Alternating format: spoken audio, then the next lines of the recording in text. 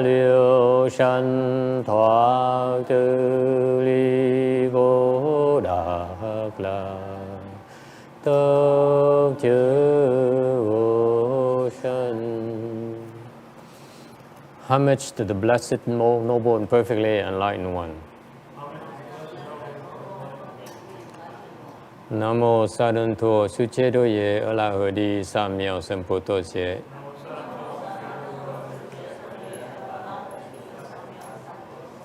Nam mô Tát Đắc Tha Tô Già Đa Già A La Ha Đế Tam Miệu Tam Bồ Đà Tọa.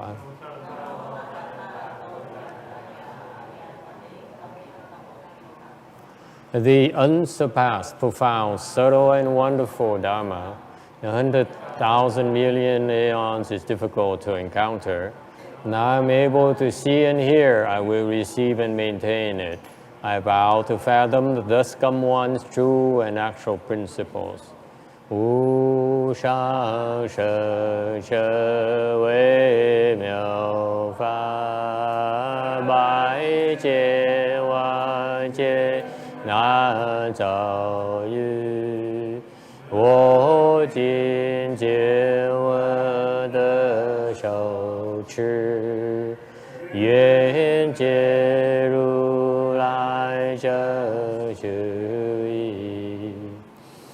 O Buddhas and Bodhisattvas, Venerable Shenhua, Venerable Left Home people, and all good no advisors, Amitabha. Chư Phật Bồ Tát, Sư Phụ Sang Rần, Cơ Vị Chư Cha Rần, Cơ Vị Sang Chư Sư, Amitabha. Chư Phật Bồ Tát, kính thưa Thượng Thiên Hóa, quý thầy cô và quý vị thiện tri thức A Di Đà Phật.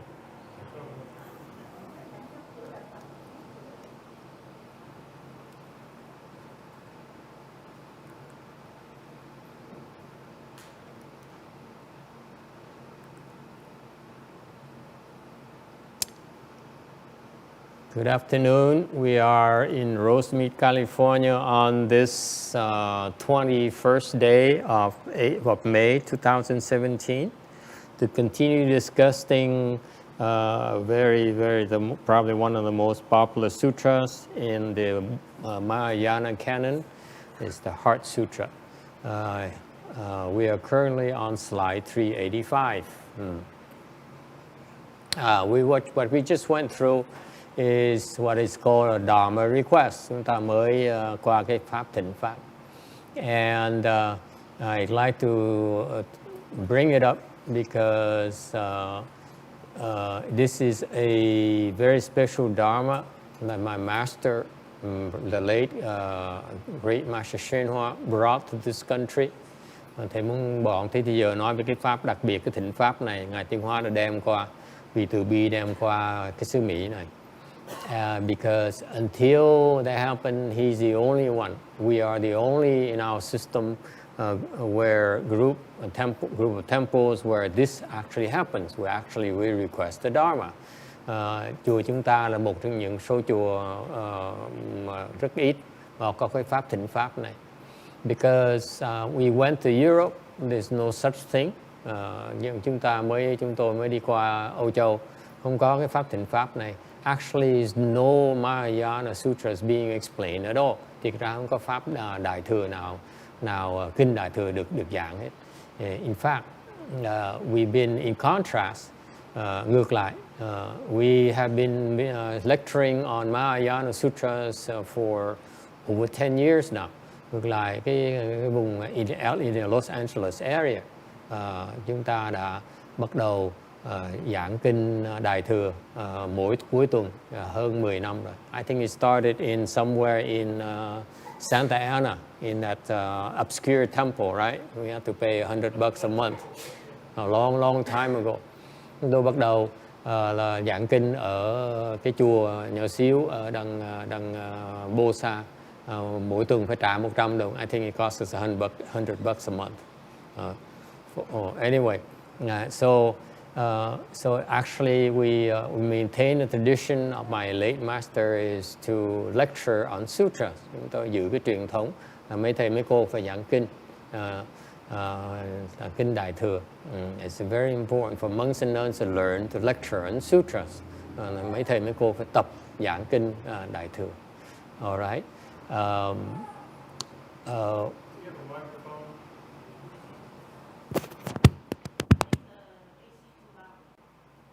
Okay, you probably want to increase the volume a little bit on the microphone.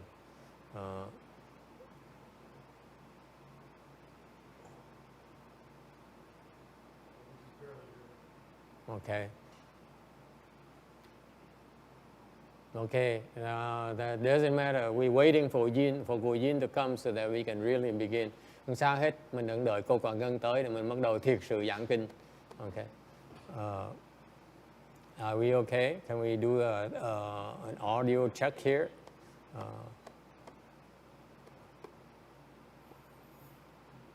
Can you hear me now? Is it better? No? It's still not loud enough? How about now? Okay, can you hear me in the back? Okay, now they can hear me. Okay, sorry about that.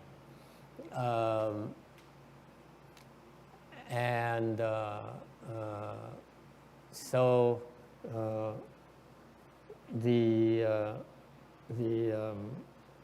where were we? So what's the point in doing the request of Dharma? Tại sao phải thỉnh Pháp?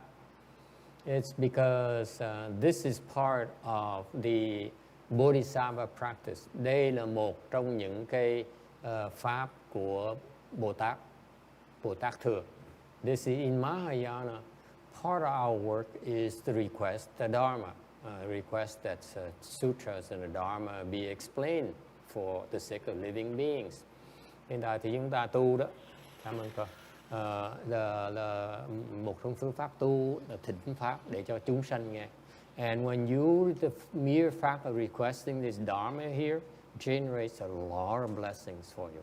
Nội cái chuyện chúng ta mà thỉnh bỏ ra 7-8 phút. So every weekend we spend 7 or 8 minutes to request the Dharma.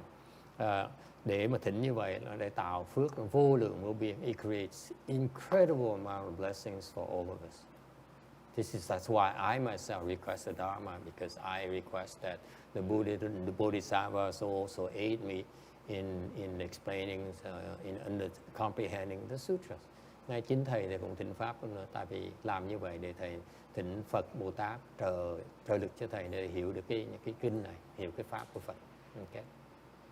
And in requesting a Dharma like that, you generate inconceivable transcendental blessings.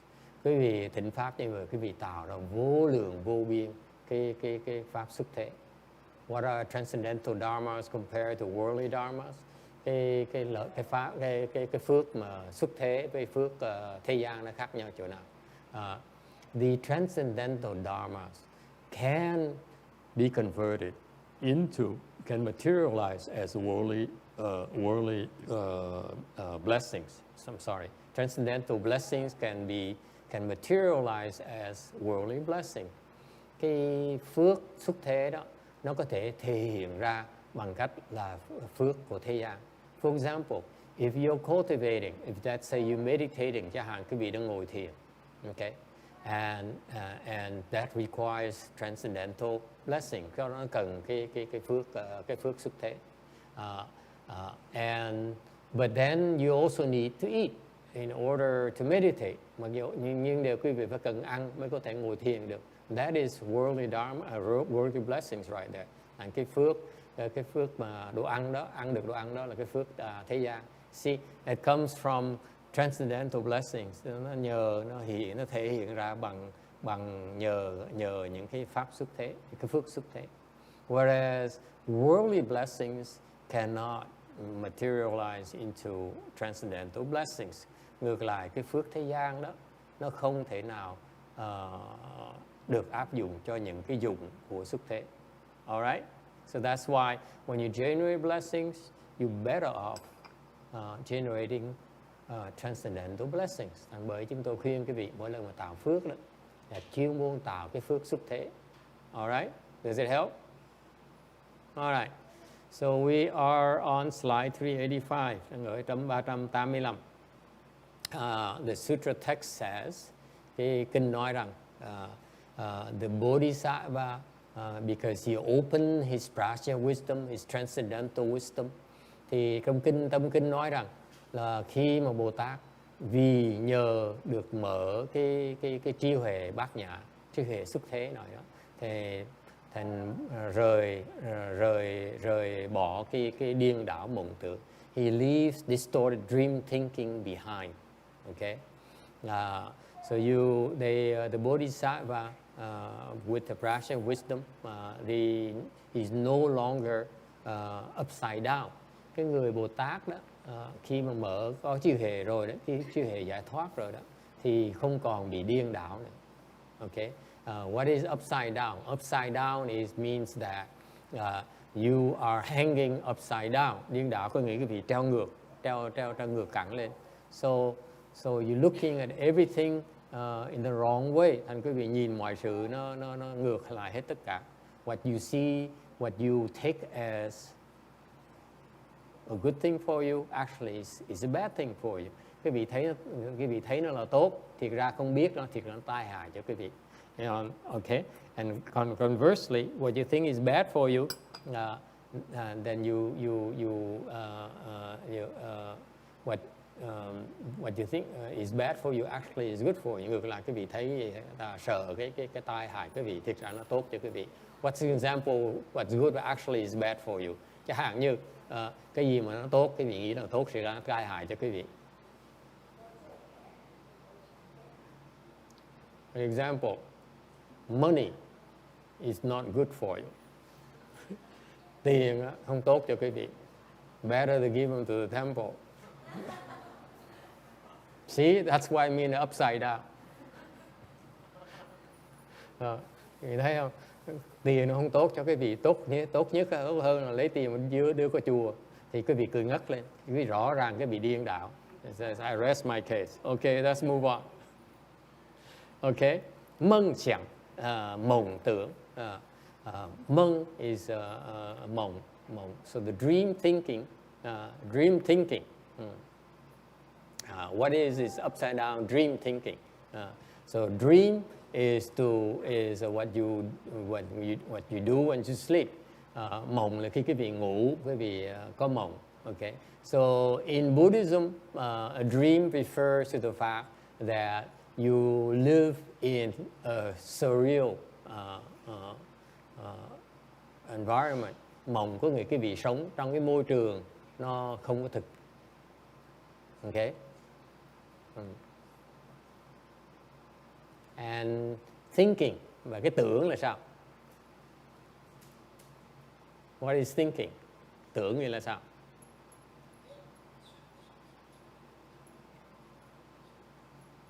What about thinking? What's so bad about thinking? Cái tưởng là suy nghĩ. Okay. Tưởng là nghĩ. Okay. You're thinking. Bà cụ tưởng là nó tai hại chỗ nào, suy nghĩ nó tai hại chỗ nào? Ask her, translate for her. Okay? Ask mommy. Mommy, what is so bad about thinking?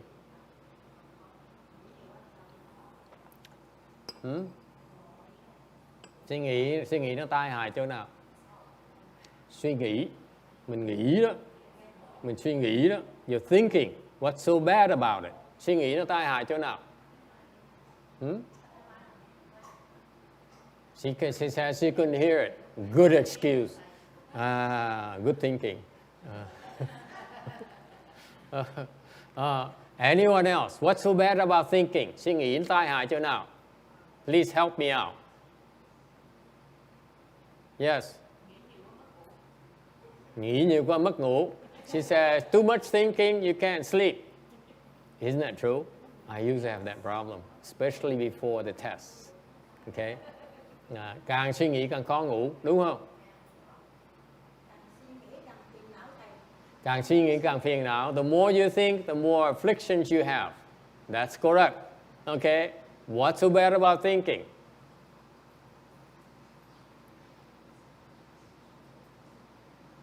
Yes.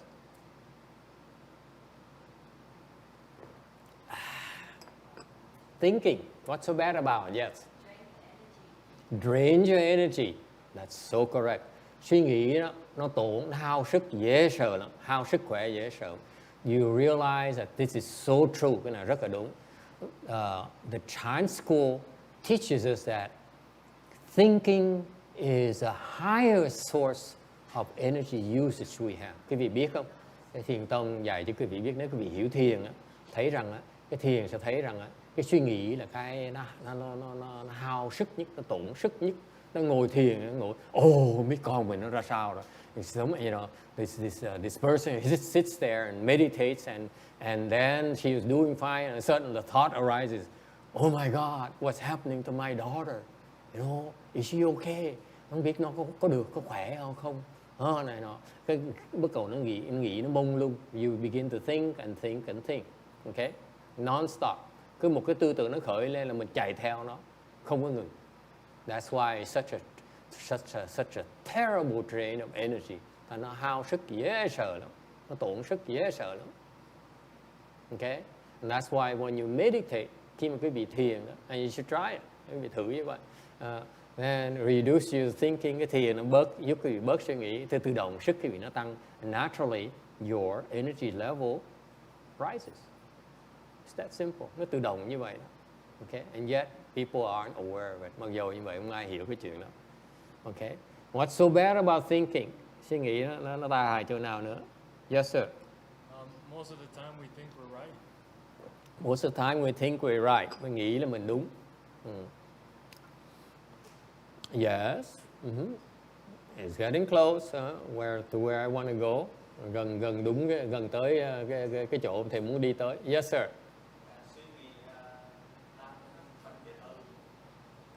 Hả chí? Làm phân biệt. He says, suy nghĩ là làm người tạo cái tấm phân biệt. So it creates a discriminating mind. All the girls are giggling, Oh my God, I have a beautiful, very precise Central Vietnamese accent. Dòng Trung người ta nó quý phái, nó sang trọng như vậy, quý vị dám cười, dám mà cười, kỳ cục.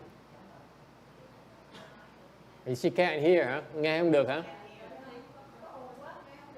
Okay. Yeah, tắt mở đi. Okay, we shut it off, I guess.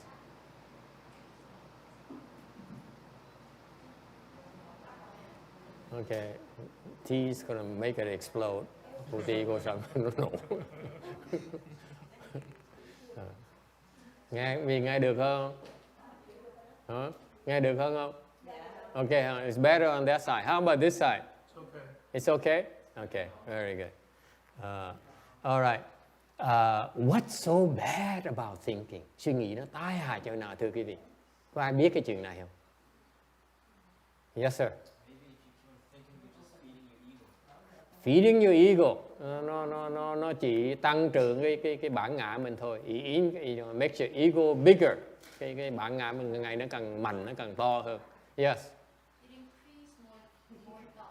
Increases more thought. Nó tăng trưởng cái suy nghĩ. Okay, you're getting further and further where I want to go. Yes. You get what? You get more confused? Wow, she's good today. Must be the French bread. Người này khá, nhỏ này có mở trí tuệ nữa. Yes.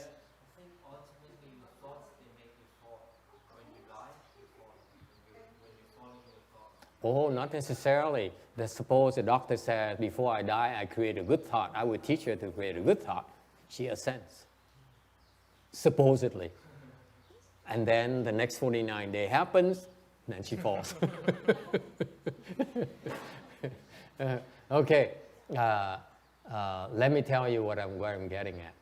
You probably don't know this. Cái này quý vị không biết được đâu. Okay. Here's what happens. I want you to think about this. Thầy nhắc cái vị suy nghĩ, ngẫm nghĩ về cái chuyện này. Okay? Think about this as you will. Well, sort of contemplate this, not think. Okay. Quán tưởng chuyện này. The more you think about it, the more real it becomes to you. Càng suy nghĩ, càng thấy nó là thực tế. Đúng không? Đúng không? Mình ngồi yên thân, bỗng nhiên thằng nghĩ thằng nhỏ nó đang khổ, là càng nghĩ tới càng ngày thấy rõ ràng nó đang khổ. Dễ sợ không? Cái óc tưởng tượng mình như vậy. What happens is you sit there and the more you think about it, the more it becomes real to you.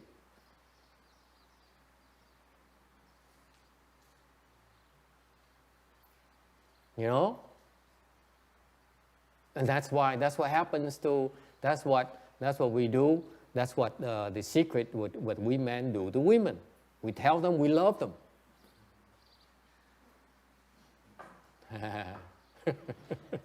Not funny. No one's laughing. Think about it. You know, and then you women go back and say, oh my God, he really loves me. Look at that. He really, really loves me.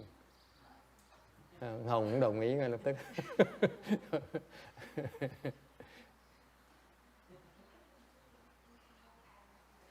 It becomes true because we think about it.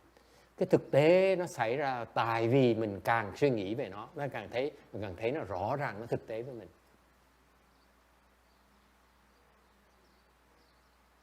Okay? Agree, disagree, đồng ý là không đồng ý?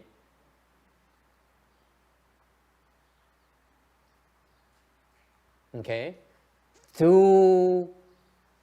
the more advanced levels practitioners, những cái người mà trình độ cao hơn một tí, quý vị sẽ thấy rằng the Buddha says, because you're thinking, you create the world. Tại vì cái thế giới này nó được tạo ra bởi cái suy nghĩ của quý vị.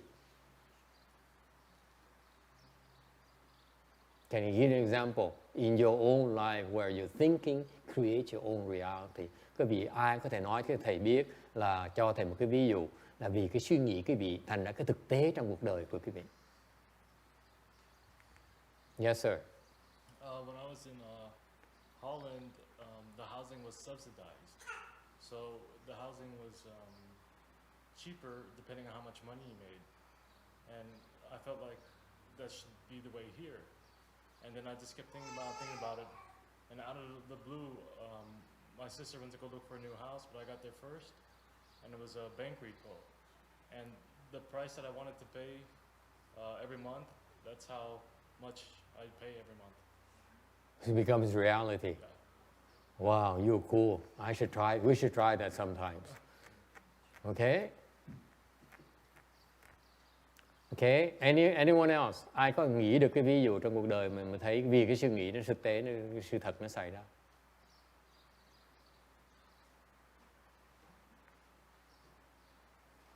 I can't think of anything, so I'm sorry. Let's move on.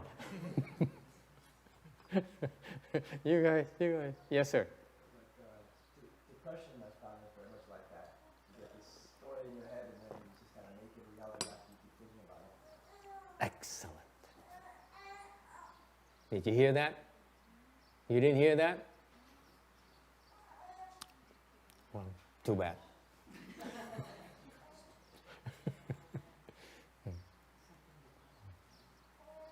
Okay, in Master Shinji said something very, very important. Thiền giới nói một cái chuyện rất quý vị phải chú ý đến cái chuyện này. He says, it's like depression. Okay, this thought arises in his mind, and he thinks about it, and it becomes real. Okay, cái bệnh chán đời là cái bệnh đó, cái tư tưởng nó khởi trong óc của quý vị. Okay, và quý vị nghĩ về nó, thành nó tự động nó thành sự thật. Okay, you cannot stop thinking about it, so you sink deeper and deeper into the depression. You feel worse and worse and worse. Vì cái vì theo dõi theo cái tư tưởng đó, thành ra càng ngày mình càng là mình bị đắm ở trong đó, thành càng ngày mình càng khổ sở. Okay, it's actually for depression, for depressed people. They fail, they're depressed. Let me repeat for you. Để nhắc lại quý vị biết. Lý do người ta bị bệnh chán đời, it's because they believe in these thoughts, these negative thoughts. Tại họ tin những cái tư tưởng mà nó chán chường này. Okay? It's because they fail to recognize it's a an attack. Tại họ không nhận ra được là những tư tưởng đó là từ bên ngoài nó tới, không phải của họ. It's from outside, it's not their own. And they believe in them to be their own. That's why they think about it. Họ vì tư tưởng nó khởi trong óc của họ, nên họ tưởng cái đó là cái tư tưởng của họ. Thành ra họ càng ngày càng suy nghĩ về cái chuyện đó, ngẫm nghĩ cái chuyện đó, nên càng ngày nó thành chán chường thế. And for depression, yes ma'am. It's the opposite truth. If I think that, oh, I'm a happy person, I'm very happy. So That works as well. That's what they do. They make you, the psychologists ask you to think about positive things, and you naturally believe in those things and act accordingly, behave accordingly. That works as well. Ngược lại, nếu quý vị có giữ những cái tư tưởng mà nó yêu đời, nó vui vẻ, nó đầy hy vọng, thì quý vị cứ theo đuổi những cái tư tưởng như vậy, thì cái cuộc đời quý vị nó lên hương luôn nè, nó tự động như vậy. It works both ways. Unfortunately, but what happens? There's a difference though. Có hai sự khác biệt với nhau. Những tư tưởng mà chán chường là không phải của quý vị. The fact of the matter is that these negative thoughts are not your own. That's what people don't realize. Okay? Whereas the positive thoughts are your own. You have to generate them. Ngược lại, những tư tưởng mà yêu đời là tư tưởng của quý vị. Okay? You cannot tell the difference. Quý vị không phân quý vị cái đó. Okay? Okay? Any questions? Ai thắc mắc gì không? That's the thing. It's that simple. If for depressed people, all you need to do is to recognize these negative thoughts are not to be your own, and do something to remove them, then you're fine. Thành ra những cái người bệnh chán chường chán đời rất là dễ dàng. Quý vị phải nhận ra những cái tư tưởng đó không phải của mình, mà nó được gợi, chúng sanh khác nó gợi cho chúng ta. Thành chỉ cần đừng theo tụi nó, cho nó chết thôi. Yes sir. So where do they come from? Come from ghosts? They come from ghosts. The ghosts have the ability to plant thoughts into our brains. Những tư tưởng đó nó từ đâu tới? Nó tới từ những cái quỷ thần, nó gợi ý trong óc của chúng ta đó. Okay? Yes. Đúng. Tại vì lúc trước á, mình hại người ta, bây giờ người ta tới ta hại mình lại. So it's your retribution. In the past, you harm people, and that's now they come back and exact revenge upon you. Okay, that's the way it is. Okay, so now in the past you tormented your wives. Trong quá khứ, quý vị đã từng giày vò vợ mình. Instead of nịnh đầm, instead of kissing up to her, you tormented her. Now she comes back and torment you day and night. Bây giờ gặp nó lại, nó đầy đọa cho quý vị ngày đêm, nó khùng nó luôn. Okay? Is that the same thing when you hear voices? You hear voices? Similar, yes. That's a different kind of illness. It's called you just being crazy. Còn những cái người mà nghe những cái tiếng nó xảy ra trong óc của nó sao? Nó là trường hợp khác nữa. Đó là những người khùng. Họ điên tới nơi rồi. Okay? The world is fascinating. I know it's not, not something that medical people and scientists would agree to because they have no proof of it. Okay? Đây là những cái mà mình nói chuyện với nhau cho vui vậy thôi. Tại vì bên khoa học gia, bên cái người y khoa người ta không tin những cái chuyện này. And that's why they aren't aware of these things. That's why they're ineffective at dealing with these issues. Thành họ không có đủ cái phương pháp, cái tri kiến để mà đối phó những cái chuyện này. Okay? Whereas let's say in the Buddhist world, trong cái Phật giáo, cái thế giới Phật giáo chúng ta, if you feel depressed, all you have to do is kick the ghost away and the person is no longer depressed. Chẳng hạn như Phật giáo chúng ta biết cái chuyện đó, thành những cái người bị chán đời đó, dễ giúp họ dễ sợ. Tới ký đầu con quỷ mà cái con quỷ nó chạy cái là xong. It's that simple. Nó giản dị như vậy đó. Okay? But there's some people who would rather die than believe in these things, these voodoo things. Có những người chẳng thà ta chết còn hơn ta tin những cái chuyện này. Okay? Such is life. Any other questions? Ai thắc mắc gì khác không? Yes, sir. How do you kick them? Hands and eyes is one. Làm sao đánh con quỷ, đuổi con quỷ đi? Tao nói dùng thủ nhãn là nó chạy dài luôn. That's why I forbid you to use it. You get in trouble when you use them. Tại vì thầy cấm cái việc xài thủ nhãn, về xài là đụng độ tao nói là phiền lắm. You get into a lot of trouble.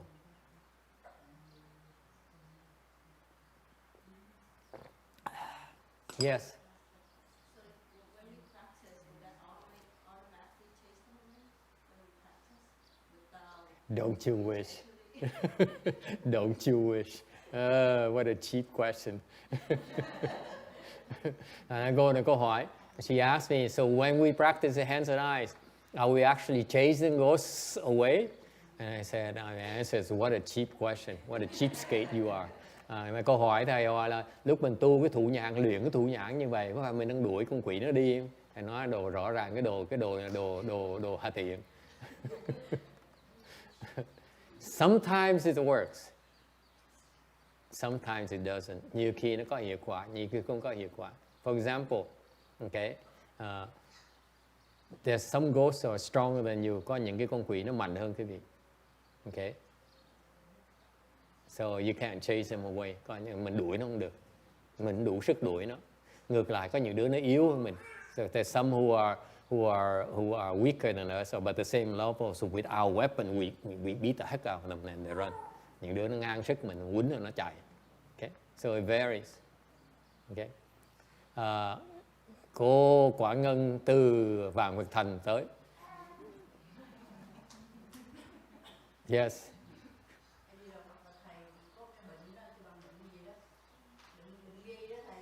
Bệnh nghi hả?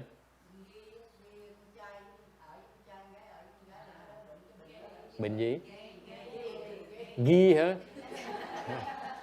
Bệnh mới. She talked about a new kind of disease called ghi. Okay. Mày sao? Mày sao? Mày sao? Có người đó hả? Thầy đâu có biết được.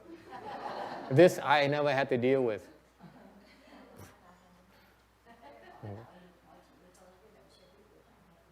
Không, cái đó là cái nghiệp. Yes, yes ma'am.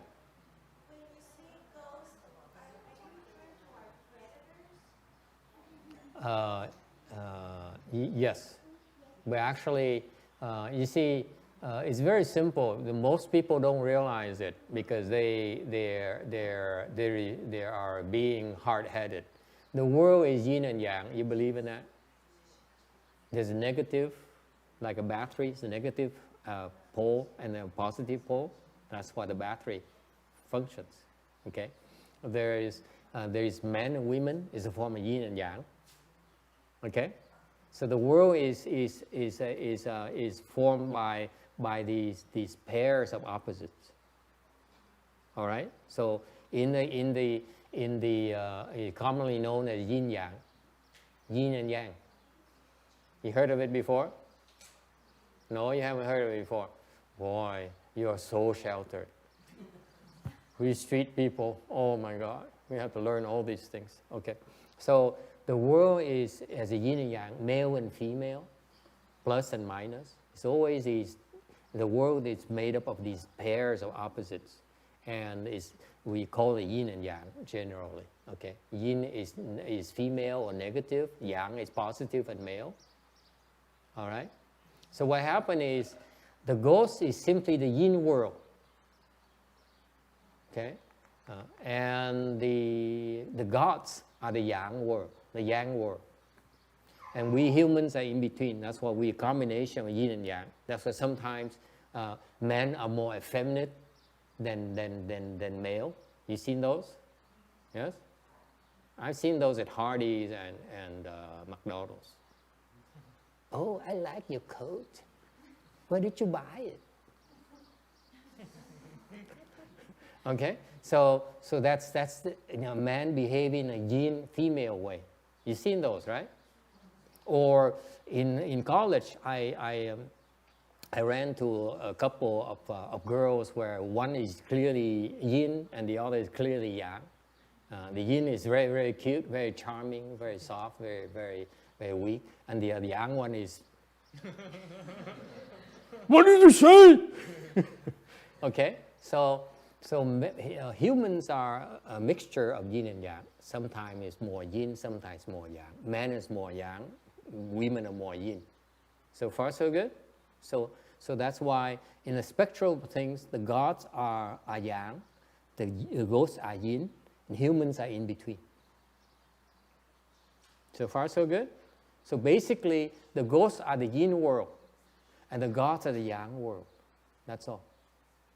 That's all there is to it.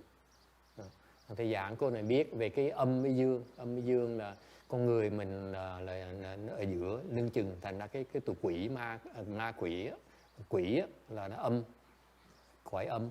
Còn cái trời là cõi dương, cái nhân là ở giữa, thành ra vừa dương vừa âm. Yes. I think we shouldn't discriminate between male and female because I have seen portraits of one man with a mustache. Who? One yin? One yin. One yin with mustache? Yeah, like a picture of one. She forgot to shave, that's all.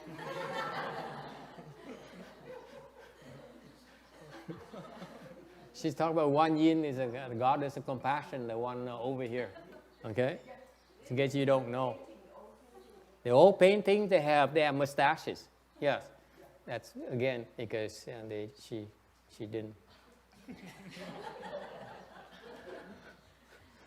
It happens, Women are known to shave. Oops, we shouldn't go into those things. Okay? So, no, the bodhisattvas are beyond, transcend yin and yang. There's cái cô này cô nói là Quan Âm có những cái tượng Quan Âm có râu. Thầy trả lời có râu tại vì quên cạo râu chứ không phải là cái gì hết. Okay. Mà thiệt ra là cái Bồ Tát, trình độ Bồ Tát là không còn âm dương nữa. When you become a sage, you transcend the yin and yang. Một khi mà quý vị trở thành giác ngộ rồi, thành Bồ Tát rồi, quý vị vượt qua cái âm và dương. So if you want, you can appear as a yin, you can manifest as a yang. Cái việc có thể thể hiện ra bằng âm, có thể hiện ra bằng dương. You can appear any way you like. Okay? It's different. Okay, there's exceptions right there. Có những cái ngoại lệ. All right? Does it help? So what happened is that this is why our world, in terms of medicine, we only can observe the range of yin and yang range we can see. That's why we cannot deal with the yin world. Thành ra cái cõi nhân gian chúng ta không thấy được cõi âm. Thành ra không biết không thể nào đối phó tụi nó được. That's why we cannot handle them. Okay, that's why these some illness are caused by the yin beings, like especially the mental illness are caused by the ghosts. Những cái tâm bệnh nó tạo ra bởi những cái con quỷ. Thành ra mà quý vị không nhận ra được nó, quý vị chữa không được. If you don't know how to recognize them, you cannot deal with them. As simple as that. Okay? So I repeat, if you're depressed, you feel that you don't feel good, you have to recognize it's an attack and chase those thoughts away. Then that's how you defend yourself. Nói cách khác, chúng ta tu đó, quý vị những người tu đó, mà cảm thấy đó, là bị bí đớt hoặc là cảm thấy chán chường, okay, phải nhận nó ngay lập tức đó, là mình đang bị nó tấn công. Lập tức dùng thủ nhãn, dùng tụng thần chú. Okay, you recite mantra, you bow the Buddha, do whatever to chase them away. Okay? Instead of sitting there and think, thay vì ngồi đó mà suy nghĩ. Any other questions? Ai thắc mắc gì không? Yes. I can't hear you. The negative thoughts are what? It's real to you. It's true? Can you give an example of a negative thought is true? I find it hard to believe that negative thoughts can be true. Có người nói với thầy, hỏi nhiều khi những cái tư tưởng nó chán đời đó, thiệt sự nó là thật. Thầy nói, ủa, mấy tư tưởng chán đời sao nó thật được? How is it possible negative thoughts are true? I don't get it. Example, please. Yeah? Life sucks. Yeah? Sao hay như cuộc đời nó chán dễ sợ lắm. No, it's not true. Life is beautiful, wonderful. Cái đó là tại vì cái đó là it's not you, it's not your thoughts. Okay? Yes. Example? You have an example now?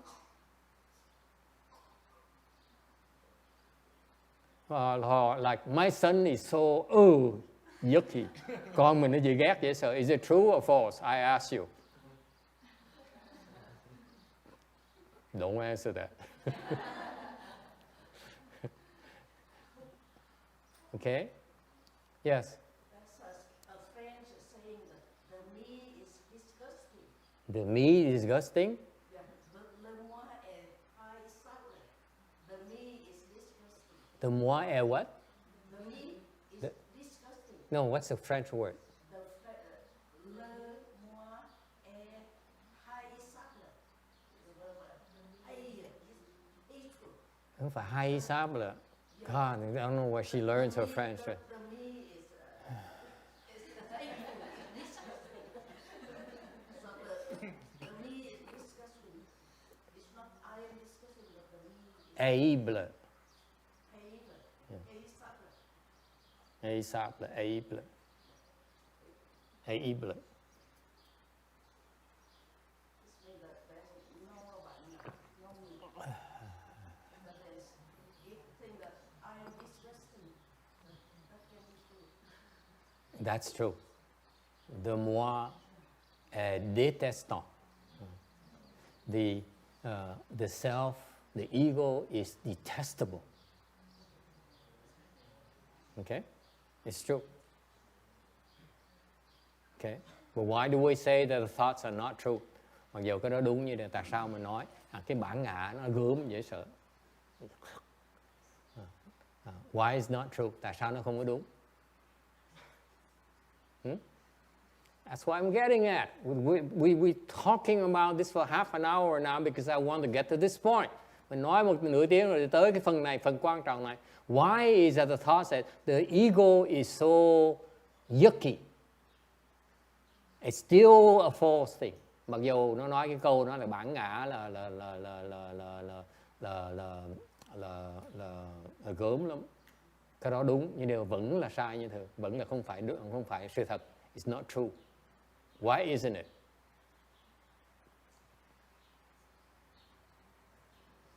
You got to be crazy. Đưa cái vị khùng sao mà nghĩ được như vậy?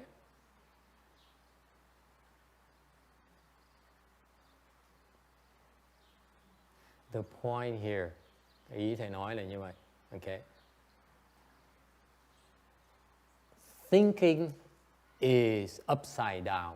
Cái suy nghĩ nó là điên đảo. Going back to the Sutra. Any thinking is upside down. Cái suy nghĩ là nó điên đảo. Why? Tại sao như vậy?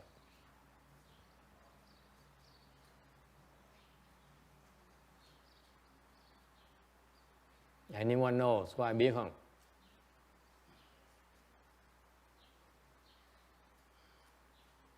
You don't know? Không ai biết hết hả? Yes. It's what? No, not, even when it doesn't come from the ghost, it comes from yourself. It's still upside down. It comes and goes. Nó đi và nó tới, nó đi. So what? Sao? Because it arises from the false mind. Cái tư tưởng nó khởi ra bởi cái tâm của quý vị. Cái tâm quý vị là cái tâm vọng tưởng. Thành bất cứ cái tư tưởng nó khởi lên đều là vọng tưởng hết. Because your false mind, your mind is false. That's why anything that comes from it is false. Yes? Cái giản dị như vậy đó. Cái tâm quý vị, tâm giả. Tâm nó đòi áo đẹp. Like the mind says, I want some nice clothes. I want to eat well. Ăn cho nó ngon. Okay? Ngủ cho nó sướng. Sleep well. Oops, that's all of you. Okay? And because of that, okay, you're miserable. Vì vậy mà quý vị khổ sở. Too deep for you? Tin không được hả?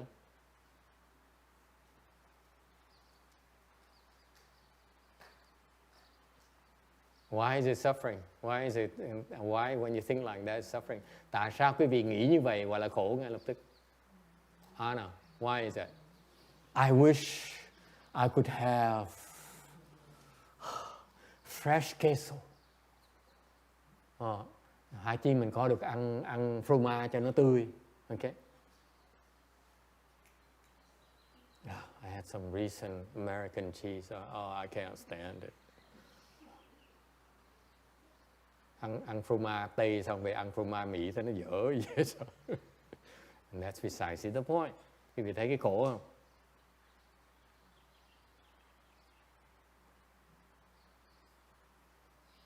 Okay.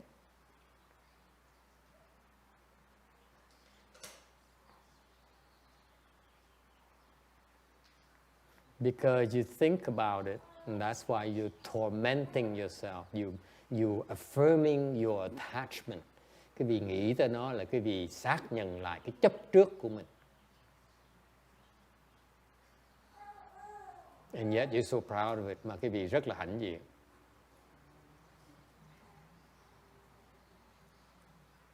Okay?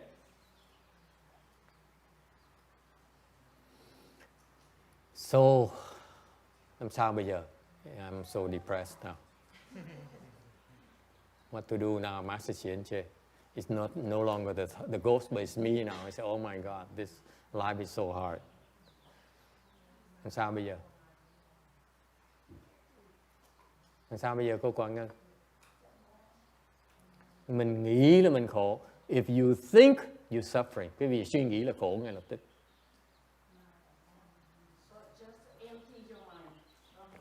You don't think, that's all. Đừng có suy nghĩ. You don't think. If you don't think, okay, then you're happier. Khi mà không suy nghĩ được á, thì cái vị sẽ hạnh phúc hơn. And that's the truth that no one in the world knows. Cái đó là cái sự thật mà trong cái thế gian này, con người thế gian chưa biết. Until the Buddha came. Cho tới khi Đức Phật tới cái thế gian xuất thế rồi.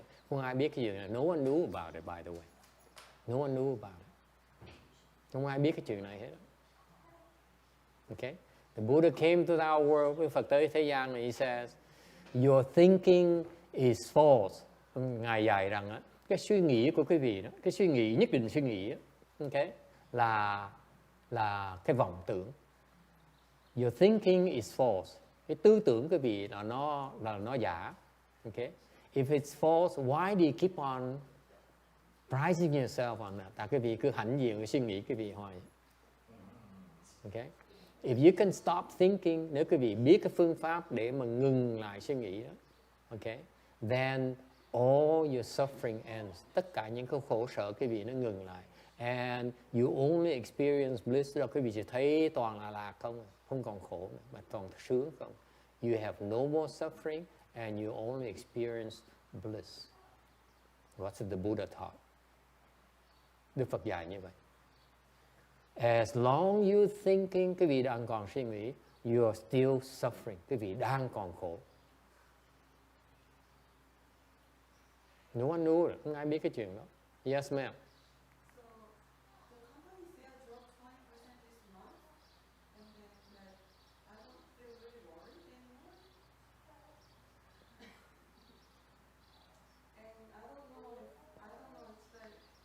I should I would be worried.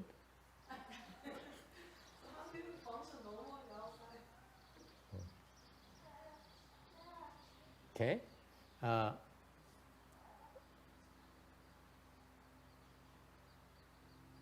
Any other question? Ai thắc mắc gì khác nữa không? I don't know how to fix this problem. Chịu.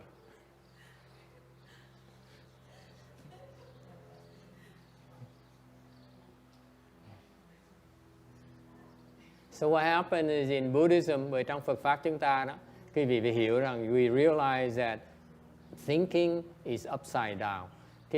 Cái tư tưởng á, là nó điên đảo. Okay. Thành ra mình ngừng suy nghĩ. That's why we try to stop thinking. Thành chúng ta học cái cách để mà ngừng suy nghĩ lại. Okay. And I know most of you are worried. Thầy biết là khi nói như vậy, đa số quý vị rất là lo sợ. You say, if I stop thinking, how am I going to work? Người nói là tức là nếu mà con mà không suy nghĩ, làm sao con làm việc bây giờ? I don't know. Không suy nghĩ sao làm việc bây giờ? Hả? Làm sao làm ra tiền? You don't think, how are you going to make money? Làm sao nấu ăn bây giờ? Huh? How are you going to cook?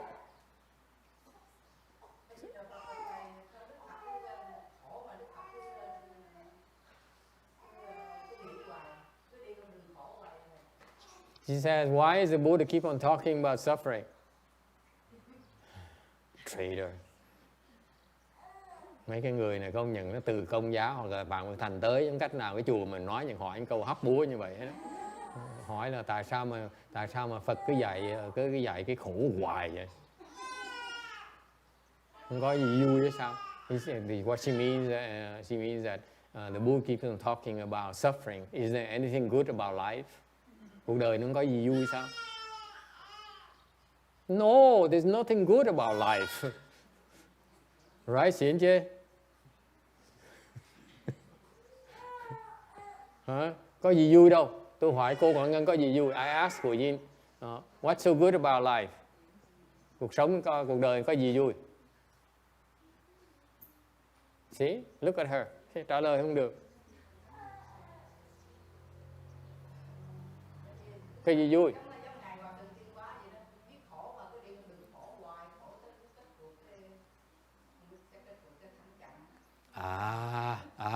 She says like my master. When she's in trouble, she always quote my master. Cái cô này khôn lắm. Mỗi lần thầy bắt chẹt cô nói là không phải lỗi tôi mà lại. Cái là Ngài Tiến Hóa Ngài nói như vậy. She says like my master, he keeps on walking the path of suffering. No, he's not walking the path of suffering. Không phải là đi đường khổ. Quý vị lầm rồi. Okay.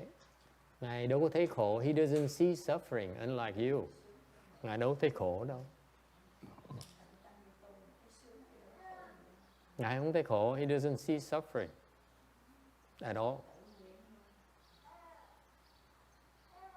He's not suffering. Ngài đâu có khổ đâu. We are suffering. Chúng ta đang khổ. That's why he has to be here. Thì Ngài phải tới đây. Chứ Ngài đâu có khổ đâu. Tới đây Ngài đâu có khổ. He comes here, he's not suffering at all. He's in the midst of suffering and yet he's not suffering. Trong cái khổ, biển khổ mà không có khổ. Because he transcended suffering already. Ngài đã đã đoạn cái khổ rồi. Ngài ở đâu cũng không còn thấy khổ. So after you ended suffering, wherever you are, you no longer suffer. Quý vị đã đoạn cái khổ rồi. Quý vị bất cứ chỗ nào, quý vị hoàn toàn không có khổ. Mà chỉ thấy lạc thôi. You always feel happy. Okay? You believe that? Quý vị tin như vậy không? Tin được như vậy không?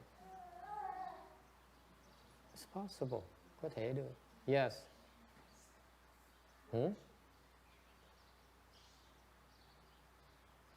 It's only because you refuse to end your suffering. Chỉ vì quý vị không có chịu liễu cái khổ của mình. Cứ nghĩ là cái khổ mình là nó hay. You think so suffering is so great. That's why it's called upside down. Bởi vậy cái vị nghĩ cái khổ mình nó hay, thành bởi vậy mới gọi là điên đảo. You take suffering as pleasure. Cái vị thấy cái khổ mà tưởng đó là sướng.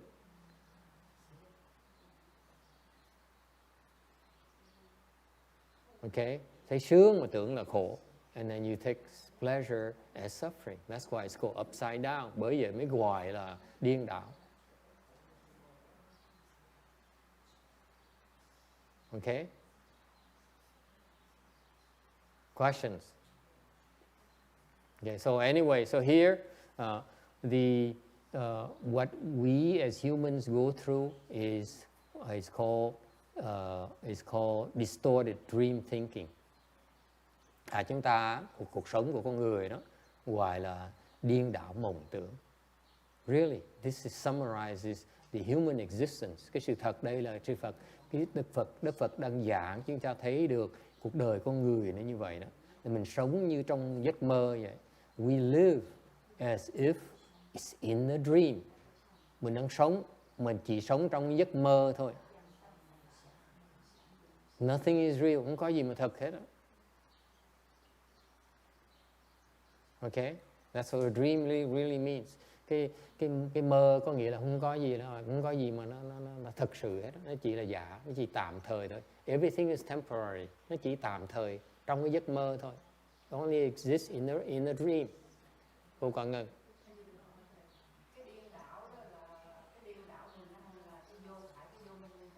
Cái điên đảo là mình nhìn ngược lại.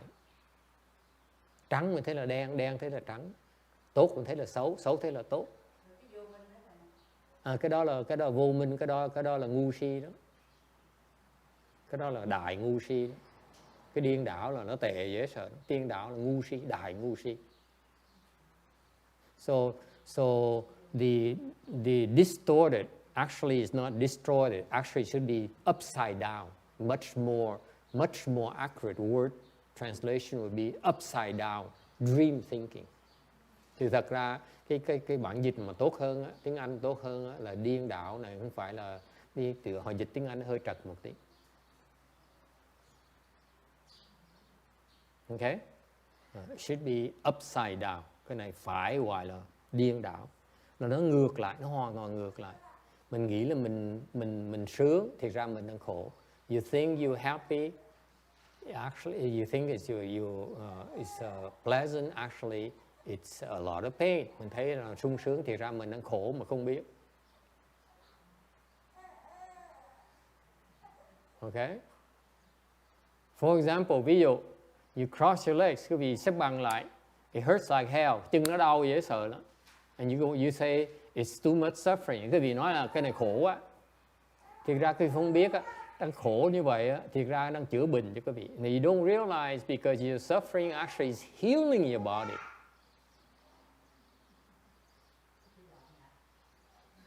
But no one believes me. That's why you're so upside down. Mà không nói gì không ai tin hết, bởi vì cái việc quá điên đảo đi. There's no way to get to you. The Buddha has no way to get to you. Đức Phật giảng cái việc cũng không có tin nữa. Chịu thôi. Thành gửi cô Thân Hương qua Tây Phương Cực Lạc là khỏe nhất. So we send Chinsang to the Western Blissfield Land and let Buddha, that Amitabha Buddha take care of it. Để cái ngài A Di Đà Phật lo cái chuyện mấy cái người điên đảo này. And he takes care of. He specializes in upside down people. Chuyên môn là giúp đỡ những cái người điên đảo. Chứ bây giờ khăng đó, già khụ tới nơi rồi sắp chết tới nơi nói cũng nghe như thường.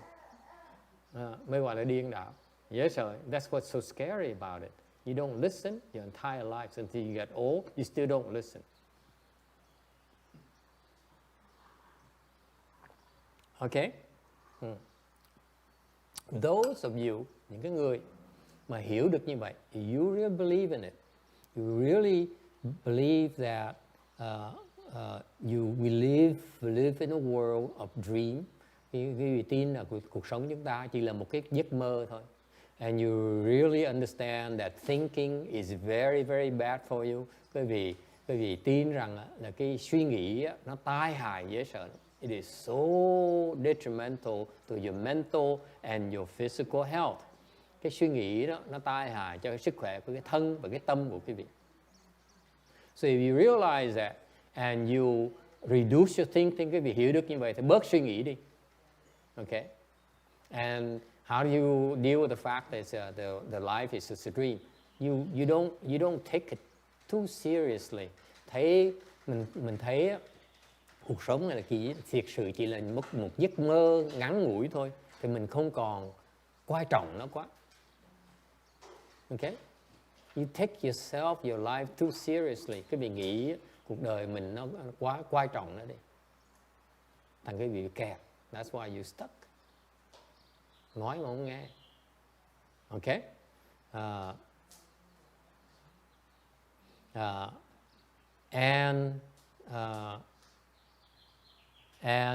When the Bodhisattva gets rid of his upside down thinking, khi một người Bồ Tát cái vị mà bỏ được cái điên đảo, cách suy nghĩ điên đảo cái vị đó, then he certifies to nirvana, thì ngài chứng được cái niết bàn. Okay? Yeah. What is so great about nirvana? Cái niết bàn nó có lợi gì? Okay?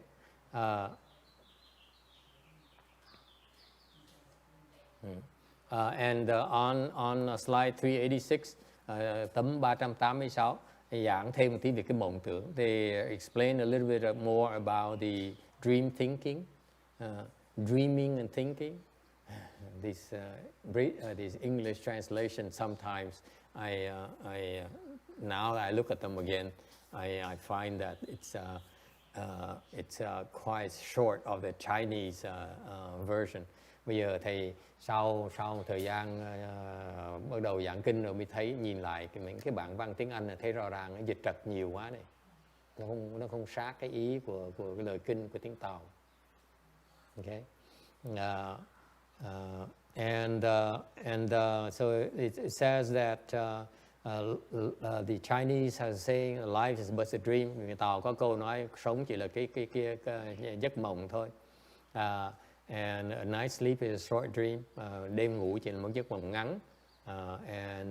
Cuộc đời chỉ giấc mộng dài hơn. And life is just a longer dream. That's all.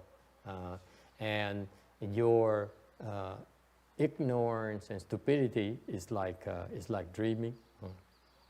Cái vô minh chúng ta, cái ngu si chúng ta này, nó tượng trưng cho cái mộng. Okay. And we see this body and this world as real. Mình nhìn thấy cái thân này, cái thế giới này, nó coi nó là thật. Actually, it only manifests in a dream. Thực thật cái thế giới này, cái thân này nó chỉ là giống như nó hiện trong giấc mơ thôi. It's only real during your dream. Nó chỉ nó thật trong cái giấc mơ quý vị thôi. Okay.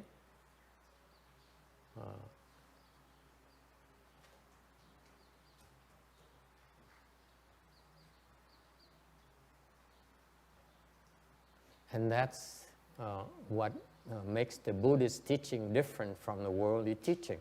Bởi vì cái Phật Pháp đó, nó khác cái thế gian Pháp ở chỗ đó, nó đi ngược lại cái sự hiểu biết của quý vị. It goes against your thinking, against your understanding. Nó đi ngược lại cái trí huệ của quý vị. Why is that? Tại sao như vậy? Because we are confused. Tại vì chúng ta bị mê muội. And yet, the typical of the people who are confused, we think we are right. Mình ta mê muội mà nghĩ là mình đúng.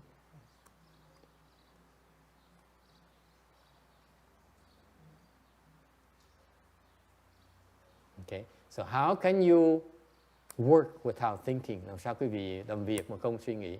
How can you live without thinking? Làm sao có thể sống mà không suy nghĩ được? How can you have a family life without thinking? Làm sao sống trong gia đình mà không suy nghĩ được? How is it possible? No? Oh. Yes? How can you live without thinking? Làm sao quý vị không suy nghĩ mà sống được? Yes. I use Google Calendar and others. What? I use Google Calendar. You use Google Calendar. Okay. Dùng cái máy.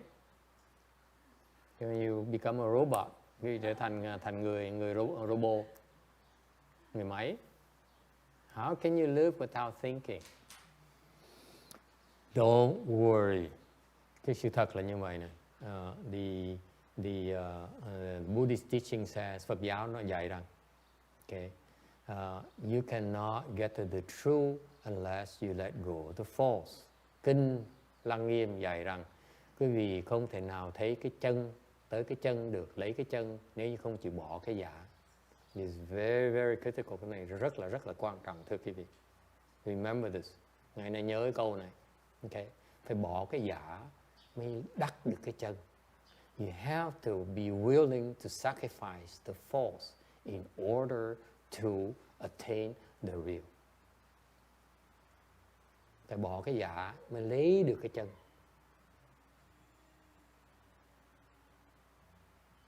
Ví dụ, okay.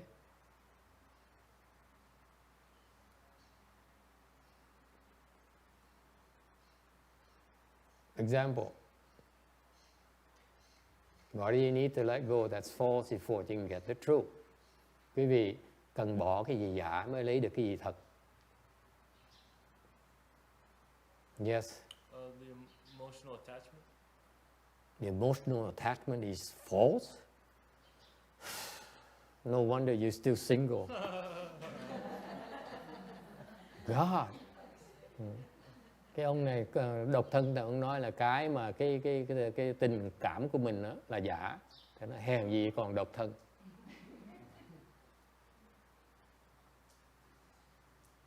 Another example, ví dụ khác. Yes. Con này phải trên 4 câu, hồi nãy giờ con biết con có nói được tại vì nhiều câu.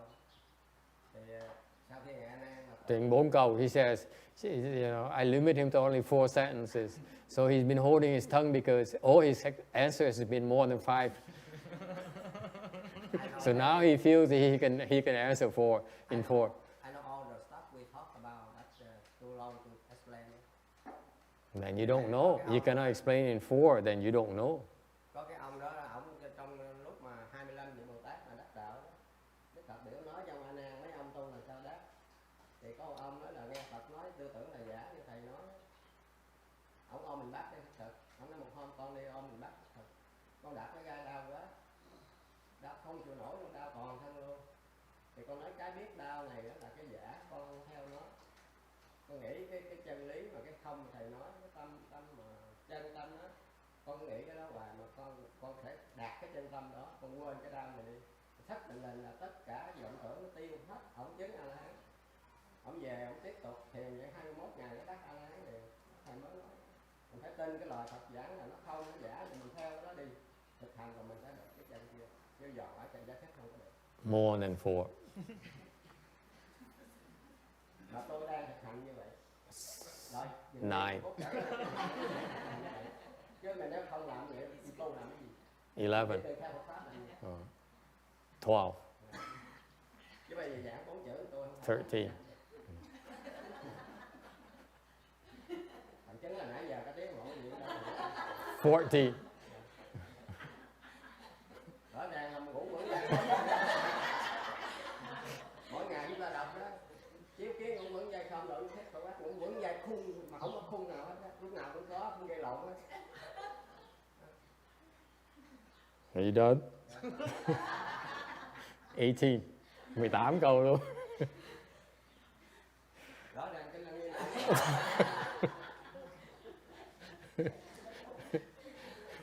Ông trích ra kinh Lăng Nghiêm. He cites the the big Buddhist Rangama Sutra, a Buddhist teaching, and he uses 19 sentences. Dùng 19 câu nói vẫn chưa xong như thường, mà còn ấm ức như thường. He has so much more he wants to tell us. bởi vì kinh Lăng Nghiêm là 50 câu. Bát Nhã để Phật giảng 22 năm nó làm sao tôi giảng 4 câu được. Yeah. Cái 22. 600 quyển, giờ tôi 4 câu tôi dán được rồi. 23. Okay. So what's an example? Ví dụ là sao? What's an example? Cái gì mình giả mình phải bỏ, mình thấy được cái thật. You have to be willing to drop the false in order to accomplish the true. Phải bỏ cái giả mới thấy được cái thật. Yes. All our thought, our anxiety, we just think about what may happen, but it's not true. Because we worry about what this, what that, but all those are not happening. It's not real. So then there's a difference between thinking and worrying and dwelling on it and chewing on it, and that's the difference. Yes, it's false. But if you drop it, you don't get the true though. Your example is good. The first part is good. Second part is not. How do you get the truth? The teaching is very profound. Nó nói cái khơi một câu rất là giản dị. Mình bỏ cái giả mới đắc được cái chân. Cái lời dạy nó thâm sâu dễ sợ. This is very profound teaching in Buddhism. Okay, so a lot deeper than you realize. Nó rất là chính xác. Mà nó giản dị. It's so beautiful in its simplicity. Nó thâm sâu mà nó rất là giản dị. Cái đó là những cái người có trí huệ ta giảng một câu như vậy thôi. Mà nó bao gồm biết bao nhiêu là 23 câu nói chưa xong nữa. You see, the proof is in the pudding. In a simple statement like that, you have to let go the false in order to accomplish the true, to realize the true. Okay? To certify to the true. It took him 23 sentences. It's still not done yet. 23 câu giảng chưa xong như thế. Dễ sợ không? That's how beautiful it is. Cái lời dạy nó Phật pháp mà nó thâm sâu dễ sợ lắm. Okay? So he says, if you realize your worries and your doubts are those excessive worries are nonsense, okay? Then it's false, it's true, okay? But then she cannot complete what is the truth. Cô giảng, cô này rất có lý một nửa thôi là cái lo âu của quý vị, những cái ưu tư của quý vị, những cái sợ hãi của quý vị, thực sự là nó giả, phải bỏ nó đi. Thì hỏi nếu bỏ nó cái thật là chỗ nào? Mà chưa giới thiệu được, okay? Let me give an example. Sẽ cho quý vị cái ví dụ này. Không biết quý vị đồng ý là không? I don't know if the man will agree to it or not. Không biết mấy người đàn ông có đồng ý là không?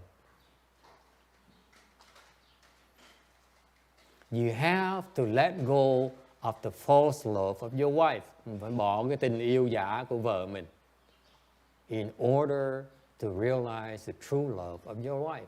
Để mà đắc được cái sự yêu thương thật sự của vợ mình. Chứ cô Hiền Đồ có đồng ý không? Đồng ý. She agrees. See? Out of fear. Sợ phải đồng ý. Sợ bị bỏ. She's afraid to bỏ tình yêu của vợ mình mới thấy được cái tình yêu thật của vợ mình. You have to let go of your love of your wife right now in order to certify to the true love of your wife. And I believe all the wise women would agree to it. Okay, never mind.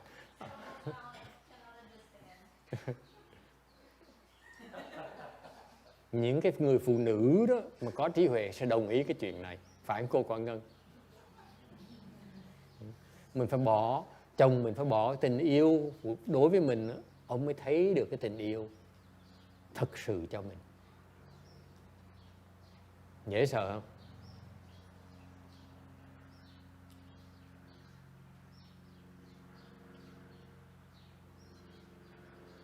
Okay.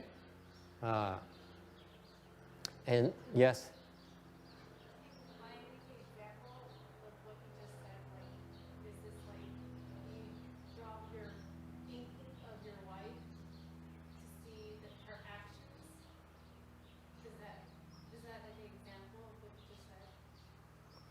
Let me give you a clue. It's no way to explain to you in 4 sentences or 23 sentences. Không cách nào mà giảng được cái phần này nổi trong 4 câu hoặc là 23 câu hoặc là 33 câu hoặc là 33 trang. Okay? I will give you a simple example, cho quý vị một cái ví dụ thôi. Okay? All right.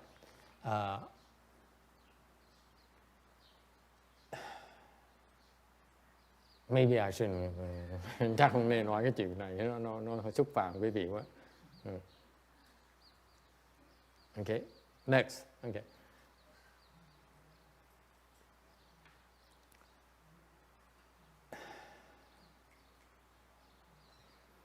Here's one possible explanation. Một cách giảng quý vị biết như vậy nè.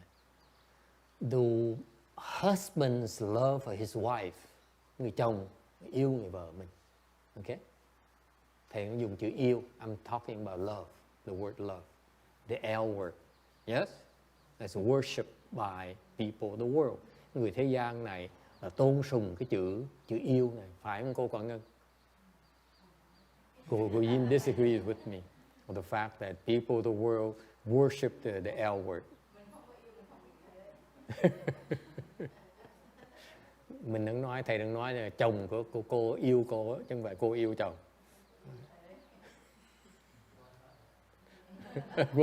Quên hết. Okay. The husband who loves his wife. Người chồng mà yêu người vợ. What is that exactly? Cái đó nghĩa là gì thưa quý vị? Hả? He says it's a debt. It's a good debt. Cái đó là cái nợ mà nó tốt. Yes. False attachment. Thế chấp trước nó sai lầm. Where about it is false, huh, Sarah? Because it was a subjective thought. Very good. Okay. When the husband loves his wife, there is an ego who loves the wife. Cái người chồng mà nó yêu vợ mình là có cái bản ngã nó yêu người ta. When we talk about dropping the love, it's dropping the ego who loves. Nên khi mình nói là xả cái tình thương đó là xả, thì cái ý nghĩa nó là bỏ cái bản ngã mà đang thương đó đấy. Thì cái chân ngã mới lòi ra. Then your true ego comes out and becomes true love. Lúc đó thì cái tình yêu quý vị nó trở thành là cái tình yêu chân thật. Tại lúc đó tình yêu của cái chân ngã chứ không phải là cái giả ngã. Can you buy that? Do you believe the concept is a true self versus a false self? Then you need to get rid of the false self who loves before the true self comes out. Quý vị phải hiểu là quý vị tin cái quan điểm Phật giáo mình có cái bản ngã gọi là cái giả, với cái chân ngã là nó thiệt. Tại quý vị muốn thấy cái chân ngã phải bỏ cái bản ngã nó mới ra được, nó mới lòi ra được. Yes. I'm sorry. What level of samadhi? Trình độ nào? What do you think? 9. That's all it takes. Cửu định là được rồi. That's all it takes. It's very easy. Nó rất là dễ dàng.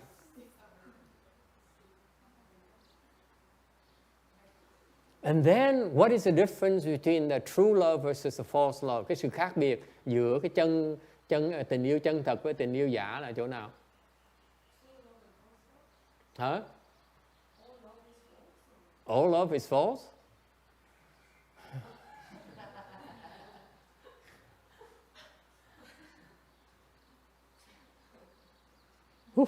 Too much. Yes.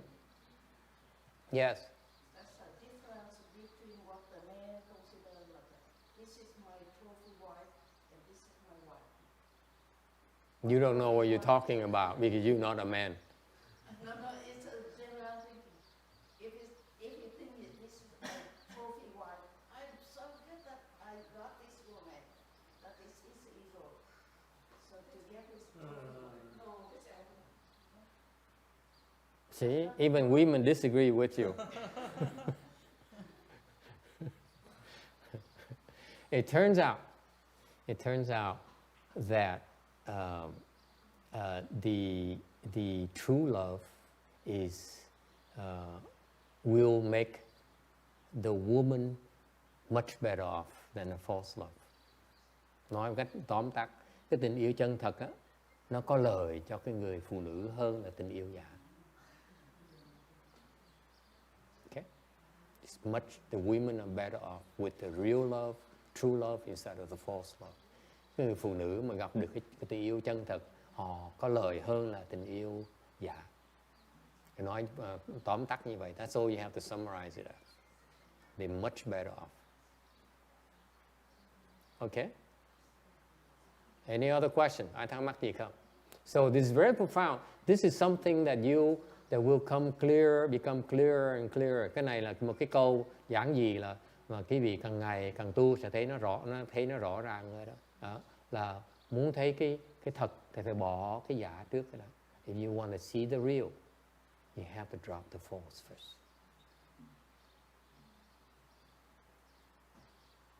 Okay? No two ways about it. Yes. Nếu mà tư tưởng thiện của mình nó là trong cái vọng tưởng luôn, mình phải bỏ cái lòng thiện của mình, cái upside down mình sẽ tìm được cái tư thiện đó. Bỏ cái upside down thì sao? Cũng như cái những tư tưởng thiện của mình nó cũng nằm trong cái vọng tưởng của mình luôn. Thì khi mình nghĩ cái đó là vọng tưởng, rồi bỏ những tư tưởng thiện của mình, rồi lúc mình ngược lại mình sẽ tìm được những tư tưởng thiện trong nó là sao? Tư tưởng thiệt là cái gì con biết không?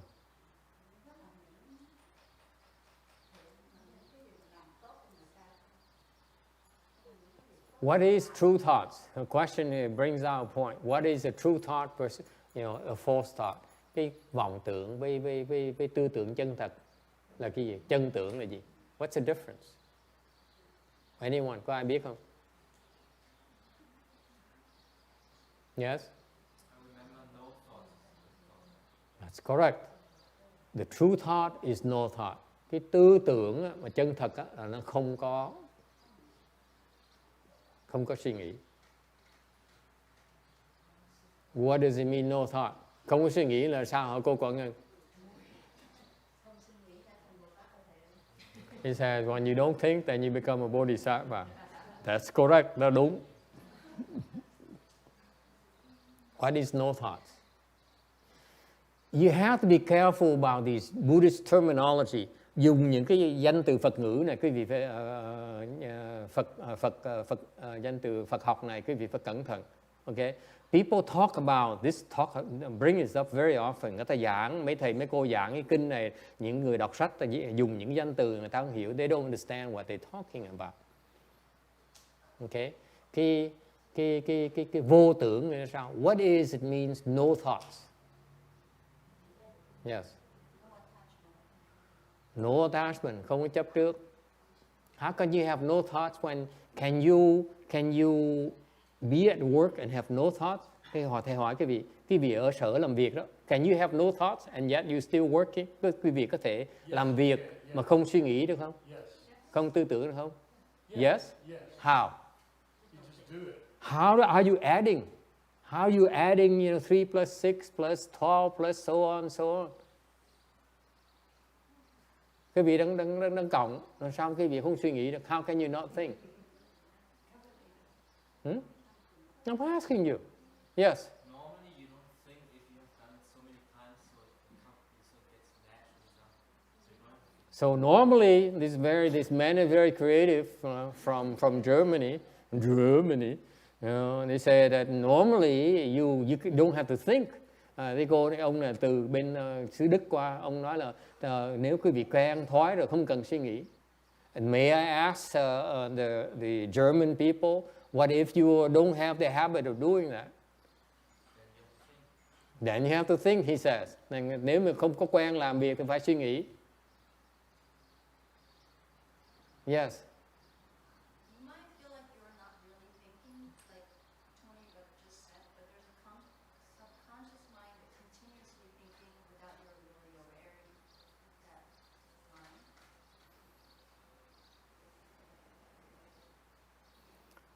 Let me clarify for you. Thầy nói một cách rõ ràng cho quý vị nghe. Okay. What happens is that the thinking that you used to, thầy giảng quý vị nghe cái phần này nghe cho rõ này. Okay. The mind that you thinking, you trained to think at university, at school. Cái óc mà quý vị đang được học, được huấn luyện ở đằng đại học á, đằng trường học đó, được cha mẹ quý vị huấn luyện. Your mother taught you how to think, your father taught you how to evaluate.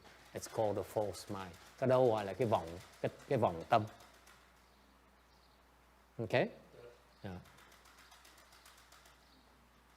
Actually, okay, the more we go receive training, the more we learn, the stronger that false mind becomes.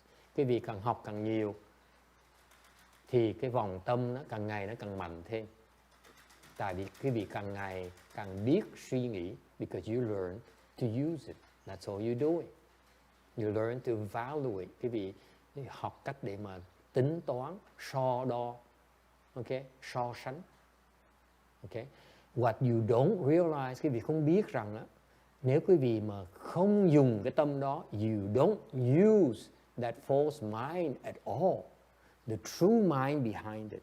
The false mind actually is dependent upon the true mind. Sự thật á, là cái vòng tâm quý vị á, nó phải dựa trên cái thật tâm nó mới làm việc được. Without the true mind, it cannot function. Cái vòng tâm đó nó không thể nào hoạt động được trừ phi nó có cái thực tâm ở sau lưng nó. Okay? So if you're willing to stop your false mind, your true mind operates naturally. Thành một khi mà quý vị mà bỏ được cái vòng tâm, you stop worrying, quý vị đừng có lo âu. Okay? Stop worrying. That's a false mind. Lo âu là cái vòng tâm. Is it clear? I go to the list for your sake. Để qua cái kê khai cho quý vị nghe những cái mà quý vị phải nhận ra ngay lập tức, đó là vòng tâm quý vị. You worries, lo âu là vòng tâm. Okay? You discriminate, quý vị so sánh trắng đen lợi hại. You discriminate, you evaluate, this is beneficial, this is not beneficial. This is good, this is bad. Okay? This is advantageous, this is disadvantageous. That is your false mind. Cái tâm mà phân biệt đó là cái vọng tâm. Okay? What else? Give an example, cho thầy ví dụ khác để nhận ra cái vọng tâm được không? Come on, quickly. What is your false mind? You back there. You should know by now. All the way back in Orange, Abercrombie. Can you recognize what's false about the false mind? Give me one. Huh? What? Man? That's a big one. Very good. Nghĩ về đàn ông. False mind. And vice versa. I don't care who you are. You could be gay, you could be normal. You think about men, it's not. It's a false mind. Okay? Cái này là không cần biết cái gì là thích nam mà thích nữ. Cứ nghĩ rằng ông là vọng tâm. Okay? What else? Yes. What? Being happy? Is it a false mind? Let me think about it. Being happy. I won't touch that, sorry. No comment. Being successful. Being successful. Okay, thành công. Yes? You in the back? How about depression? Depression. Okay? Chán đời. Let's say the case of new mother, right? What? A new mother, like if she trying to figure out how to take care of the child, is that? That's a false mind? You are weird. You wait, young lady, until you have a child and you know what we're talking about. Don't go there.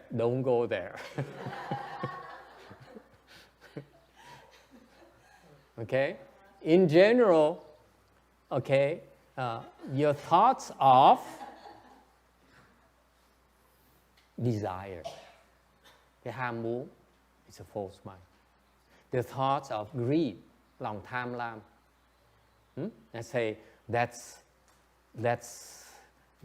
have some more of this. Okay?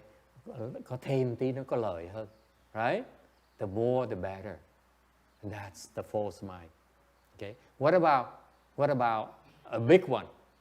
Give me another big one. Thoughts of anger. I could kill him. He's so bad. Okay? That's a false mind. Those thoughts are false. Okay? You see? So you recognize these things, then you realize that don't pursue them. Quý vị nhận những cái loại vọng tưởng này, quý vị bỏ nó thôi. That's all you have to do. Don't pursue them. You die, nó sẽ chết. Alright? So don't worry about the fact that when your false mind stops, you cannot function anymore. Actually, you function better. Sự thật là khi mà quý vị bỏ cái vọng tâm đó, cái thực tâm đó, nó hay, nó lẹ hơn, có trí huệ hơn. It's much better. You're much better off with the true mind. That's all. So you learn to stop relying on the false mind, the discriminating mind. Quý vị tập á, that's what you happen to realize. Very simple rule of thumb. Nó rất là giản dị, thưa quý vị. What do you do? Yes, Julie. What do you do? You stop discriminating. Quý vị bớt phân biệt. That's all there is to it. Don't discriminate. Đừng có phân biệt. Because that is the nature of your false mind. Cái vòng tâm quý vị nó như vậy, nó chuyên môn phân biệt. Nó rất là thích phân biệt. Phải không cô Lan? Nó có lợi, đúng không? Nó lợi hơn. Cái này lợi hơn nhiều. Đúng không? This is more advantageous. This is more beneficial. All right? Yes.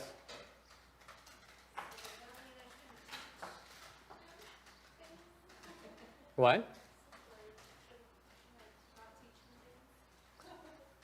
Should you not teach him to what?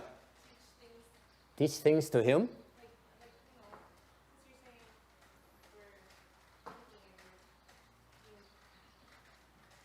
Yeah, it's better he remains stupid. Bây giờ con cái mình dạy nó sao? It's better Sabina should not be taught anything. Con nít đừng có dạy nó gì hết. What? Some people say that Buddhism's teaching is not practical in life. So like in life, you already have to make decisions. This or that, this or that. Like if I should buy this house or that house or this. So then if the Buddhist teaching is how to apply in the current usual life, daily life. You're too profound for me. Okay? So what do? Do we teach? Are we supposed to learn? Are we supposed to teach children? Vậy mình nên dạy không? Mình nên đi học là không? Huh? Yeah? Yeah, what? You need to teach them? You know that we're not supposed to discriminate, you still teach them?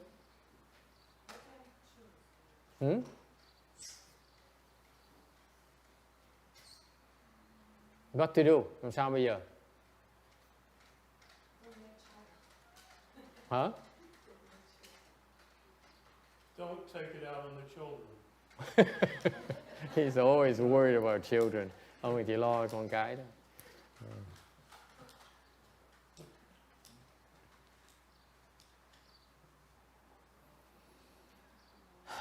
I don't know. Of course you teach your children. It's the same as asking, let's say you put, since Julie decides not to teach her son, so what to do now? Won't learn to add and subtract. Won't learn to walk very well. You know, I mean. And then so Tony agrees and says, let's give the boy to the temple.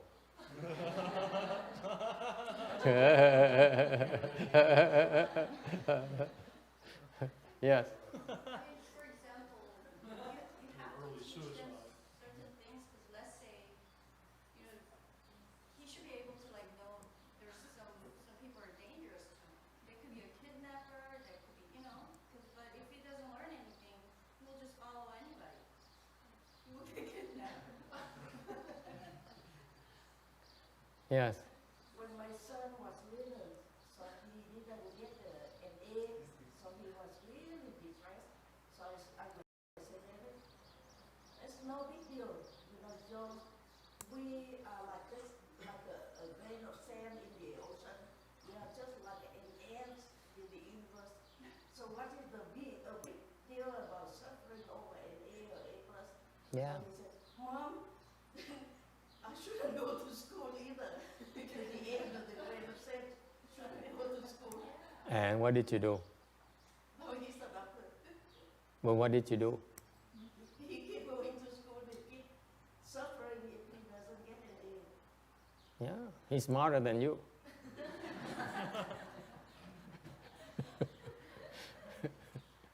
Đương nhiên phải học. Of course you're supposed to learn. You're supposed to teach. Phải dạy chứ. If you don't teach them how gonna know black from white, good from bad. Không dạy nó sao nó biết trắng với đen, biết phải với trái được. Yes? Exactly.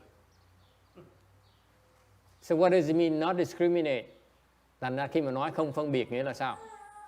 You see, this is why all these great Buddhist scholars, they have these terms, these Buddhists, the great Buddhist masters, bởi vì những cái người mà mọt sách, những cái người mà dạy Phật Pháp, they use these words and it's not clear to them what it means. Họ dùng những cái danh từ này mà họ không hiểu ý nghĩa của nó. What does it mean not discriminating, not relying on discriminating mind? Nói đừng có tâm phân biệt nghĩa là sao thưa quý vị? Of course, clearly, you must know right from wrong. Quý vị biết đúng với sai á, đúng không? Phải với trái á, right? I mean, if you don't, you cannot tell, discern between right and wrong, you must be stupid. Then it's even worse than not discriminating. Những cái người mà không chịu phân biệt được phải với trái, trắng với đen, thì người đó hoàn toàn vô minh, làm sao mà sống được? How can you possibly survive? So what does it mean not discriminating? Ta nói đừng có phân biệt nghĩa là sao?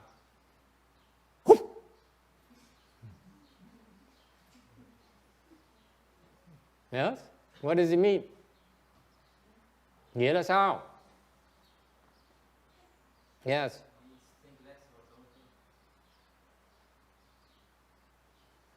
It means don't be attached to right or wrong. Nghĩa là đừng có chấp vào cái đúng và đừng chấp là sai. Even though you know about it, you should not be attached to it. Mặc dù mình biết là đúng, nhưng mình không được chấp nó.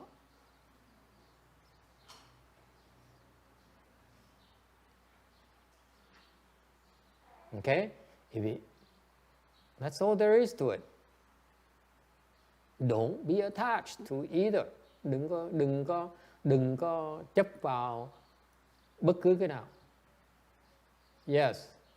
So Master, that's it. It's like when we see black and white, Yes. you just see it and just drop it. Is that, don't think more. I don't know. It's theory. I don't know about black and white. Yes, ma'am. You don't cling on to it. Okay? What does it mean? You're not attached to black and white. You don't attach to right and wrong. Quý vị đừng có chấp là trắng hay đen hoặc là đúng hay sai. What does it mean? See, no one dares, you go to these lectures, you don't dare ask this question. Quý vị tới nghe giảng Pháp mà quý vị không ai dám hỏi những câu hỏi như vậy. Tại sao mà, see, it takes these vicious people ask, so I don't teach my son. Những cái người nó ác, nó hỏi, vậy chứ thầy nói đừng phân biệt, là tôi không cần dạy con tôi hả? Nó ác dễ sợ. I will assure you, in a typical lecture environment, we would key her car. Hint, hint. Yes. First, you teach the kids the good things that you think is good. If the Oh boy, you've never been a mother, have you? See, a mother wants to speak. Yes, ma'am. Does it mean you have to take a loss? Mean you have to take a loss? Are you crazy? How about retirement? Mấy cái vị toàn, you only talk about theory. I cannot believe it. Yes. Anyone else? What does it mean? Huh? Nghĩa là sao? What kind of nonsense is this? What does it mean?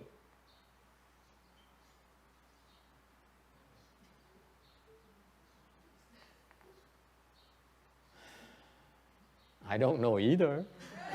Thầy cũng đâu có trả lời được đâu. Hả? Nghĩa là sao? It's contradictory, isn't it? Mình nghe rõ ràng nó mâu thuẫn đúng không? One side says you have to teach them about right and wrong. Mình nghe nó mâu thuẫn với sợ. Thứ nhất là phải dạy con cái mình đúng với sai, trắng với đen, biết không? Thiện với ác. Xong rồi mình nói đừng có phân biệt. And then you say don't discriminate. Nhưng đều phải không được phân biệt nữa. It's contradictory. Nó hoàn toàn nó ngược lại với nhau. Agree? And you, intelligent, educated people, never dare ask a question. Những người quý vị thông minh, có học thức đàng hoàng mà không dám hỏi câu hỏi như vậy. It's totally contradictory. Nó hoàn toàn nó mâu thuẫn. Phải không? Why don't you stay in the middle way? So I stay gray instead of black and white. So my world is gray. Ông nói mình ở giữa, có nghĩa là thay mình thấy trắng đen, mình thấy là nó màu xám. My God, then all the TV set only has one color. Tất cả những cái đài cái TV nó có một màu xám thôi. Would you be willing to live in a world like that? Muốn sống như vậy không? Thưa Phật Thầy, theo ý Thầy nói, cũng phải phân biệt trắng hoặc đen. Và khi phân biệt trắng đen hoặc trắng, tại sao mà nó không phân biệt được? Yeah. Thầy hỏi sao? She's repeating my question. Cái cô đang hỏi ngược lại câu hỏi thầy hỏi. I mean, that's not the way to answer my question. Trả lời đừng có hỏi lại cái câu hỏi của thầy. She asked the same exact question to me. What? The dog ran away. Enough of this nonsense. Ông thầy này giảng toàn là giảng nó quanh nó co không à. The master speaks in circles. Nói cái chính xác là tại sao mà như vậy trắng hoặc đen đã phân biệt rồi, là tại sao mà nó không phân biệt? Thầy đang hỏi câu hỏi như vậy, đừng có hỏi lại. She asked me exact same question I asked her. Mới ngủ dậy.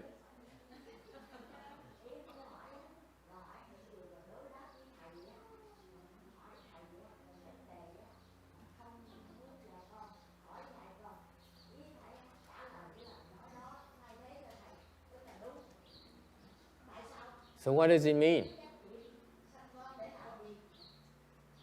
Huh? See, the old women are arguing over it. He says, why aren't you teaching your grandchildren? Tại sao không dạy con vậy? Kỳ cục dữ vậy. Tại sao kỳ cục dữ vậy?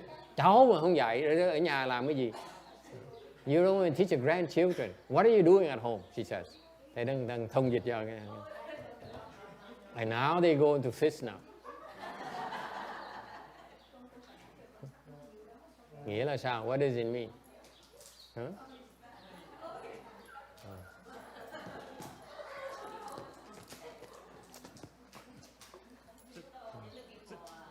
Yeah, your boss is gone. Yes? Nghĩa là sao? Anyone knows? Yes. What does it have to do with black and white? So you blind? You say, oh, I'm not looking at you because Master Yung Hoa says so. Nó thầy tôi dạy tôi không được nhìn cô, tại vì I don't dare look at you now. I don't look at girls, I look at boys. See, they're still arguing over there. What does it mean? What does it mean? Don't discriminate. Đừng có dùng tâm phân biệt nghĩa là sao? You see,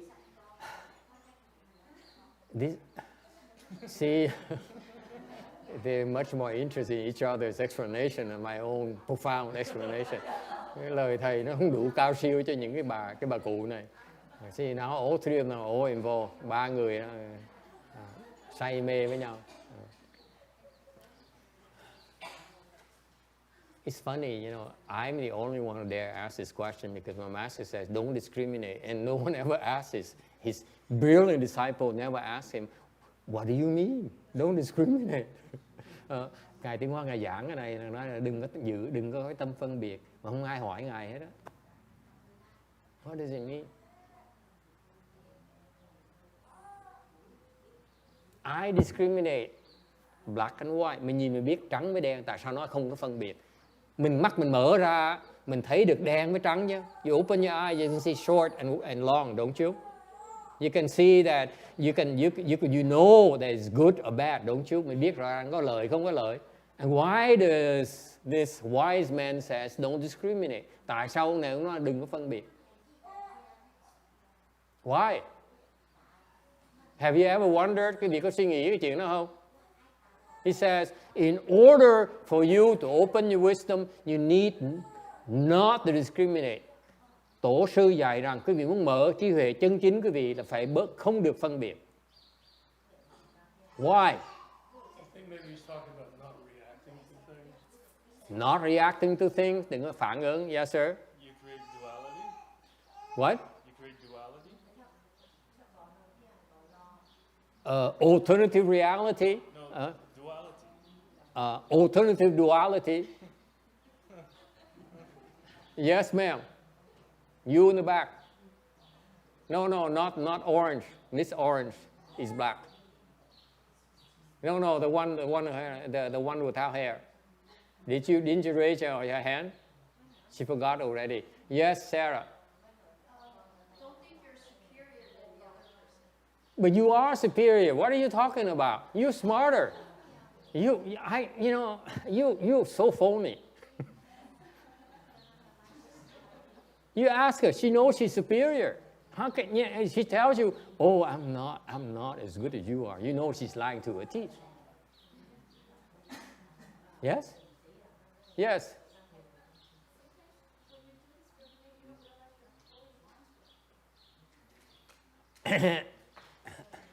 Anyone? Nghĩa là sao? Yes, ma'am. Things are relative. Useless. Yes. So it's relative. And then what? You're richer, I'm better, I'm shorter. So what does it do for me? I'm still feel depressed. Yes?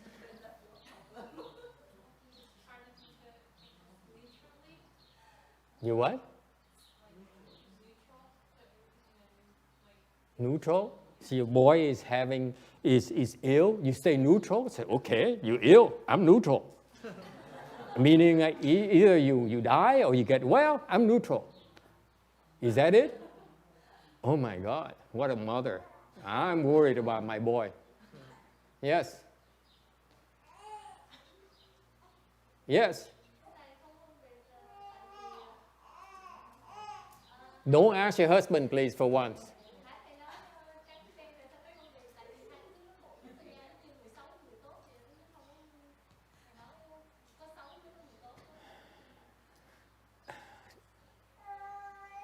Next lifetime. Kiếp sau đi con. Yes. Anyone?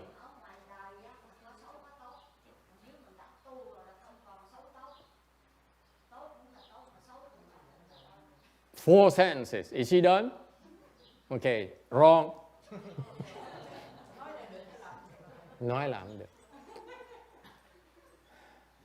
What does it mean? Tại sao cái ông này Tổ sư, all the patriarchs teach us that. What he's repeating is not his own, it's not original. All the patriarchs says, don't discriminate. Tất cả tổ sư dạy như vậy, không phải riêng Ngài Tiến Hóa đó nghe. Tất cả vị tổ sư dạy rằng nếu như quý vị mà muốn mở trí huệ chân chính, phải bớt cái tâm phân biệt đi.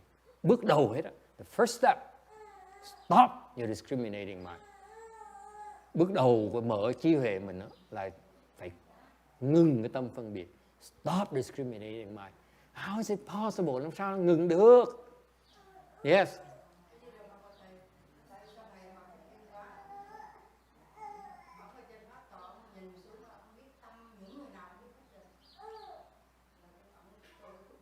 Bởi vậy thấy ông chán đời dễ sợ không? You see, he says that my master, my late master, he sits there and he looks down, he can recognize what you're thinking about. And my comment is that that's why he's so depressed. And he can't wait to get out of here. Does it imply not judging? Is that part of it? Not judging? Not But judging? we judge. Huh? We judge, don't we? We say, no, you're not good enough. No, this is a 2-star. It's not a 3-star. Yeah, we do that. That's discriminating, isn't it? That's discriminating, isn't it? Yeah. That's what we're supposed to not do. And not discriminating is not judging and not reacting. So are they saying that is a teaching nonsense? Vậy dạy vô lý hả? Con nghĩ sao? Thấy, this is a profound teaching and yet no one bother asking. Ông dạy, tổ sư nào cũng dạy như vậy hết, không ai hỏi tổ sư. Bạch tổ sư vậy chứ, con phân biệt con làm gì cho con mở mắt ra con phân biệt con làm gì bây giờ? No one ever asked them. If I open my eyes, you don't ask me to discriminate. What am I going to do now? Yeah. Tiếp sau, okay. Yeah. So nothing is real. Nothing is real. This woman is getting more confused. Cái cô này càng ngày nó càng bị lú. Okay, no cooperation. Yes. Huh?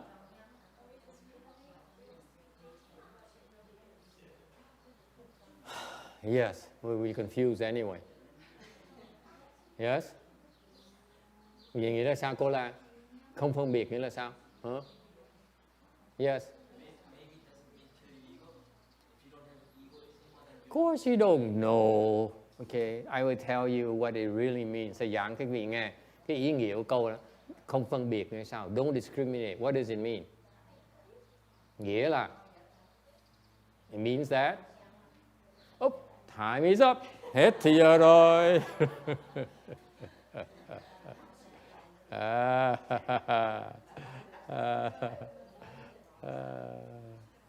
TV continue, tiếp tục tuần sau.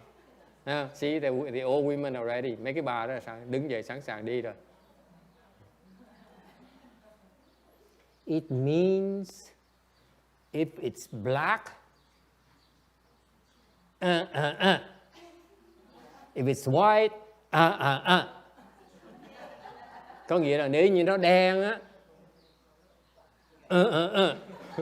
nếu cái trắng á, what is nghĩa là gì?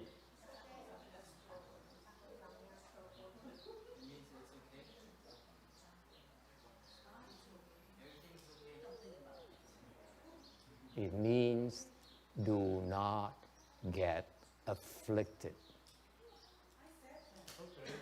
Don't get afflicted. Don't get afflicted. Nó chỉ có nghĩa là đừng có phiền não. Đừng phiền não con ơi. Nó nghĩa chừng đó thôi.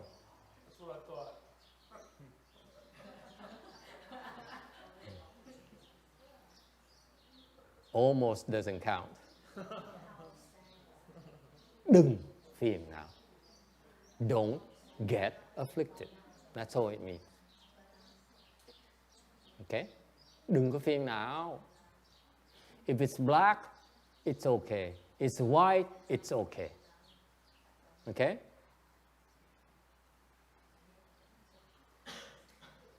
Yes. If you already afflicted, what can you do to defeat the affliction? Oh, well, it's hopeless.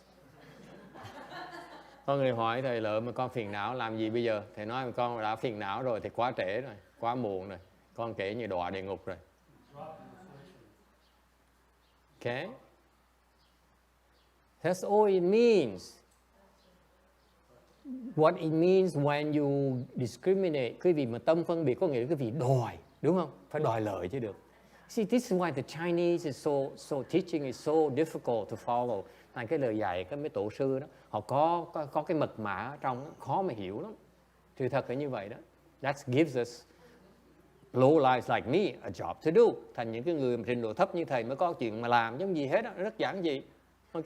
Tại vì cái tâm phân biệt á, đừng có phân biệt chỉ có nghĩa là khi mà cái tâm cái gì mà nó đòi phân biệt, cái nó đòi trắng đòi đen. You see what happens when you discriminate is actually what's implied by that is you favor one over the other. That's what the problem is. Khi nói cái chữ phân biệt đó, agree disagree. Cái vị khi nó phân biệt là cái vị trong tâm cái vị đó là thiên vị rồi, thích cái này hơn cái kia, vì vậy mới phân biệt. That's why you discriminate. You favor one over the other. You look for advantages. Cái vị đòi cái lợi. Yes. You want to gain. Cái vị muốn lợi. Okay. That's implied.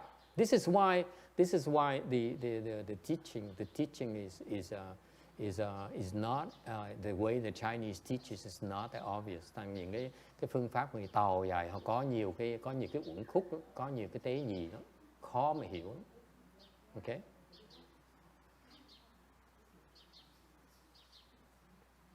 And I don't feel it's appropriate for the American, for the Westerners.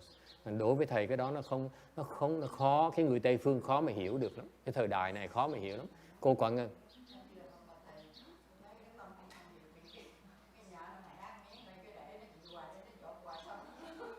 And she says, if you don't discriminate, if the roof leaks, you ignore it and it keeps on leaking, and pretty soon you have no house to live. Cuối cùng không có phòng về chỗ ở nữa. Bởi gọi là thực sự là không có tâm phân biệt. It really means you have no discrimination. Okay, that is correct, đó rất là đúng. Okay, dọn tới chùa ở. You move into the temple.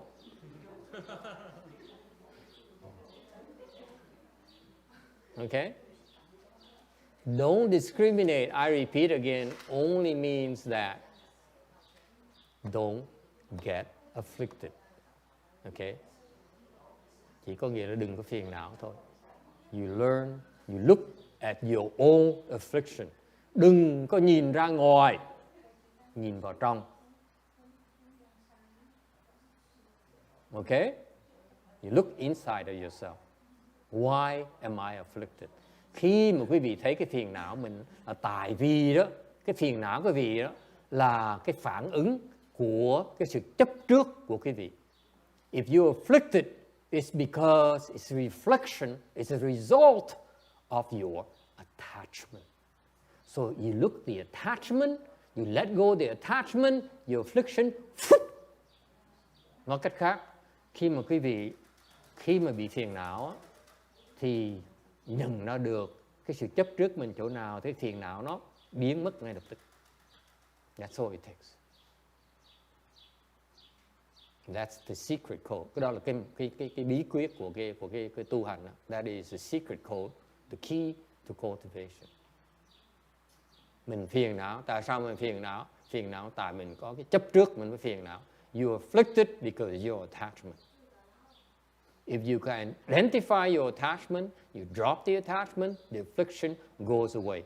Nếu quý vị khi mà bị phiền não, thay vì chạy theo phiền não, instead of following and aggravating and getting more afflicted, you should ask yourself, where is my attachment? Khi mà thấy được cái phiền não, mình ngừng lại ngay lập tức và hỏi, mình chấp trước chỗ nào? Where is my attachment? Instead of asking, thay vì mà hỏi, why did he do it to me? Thay vì hỏi tại sao ông hạ mình như vậy?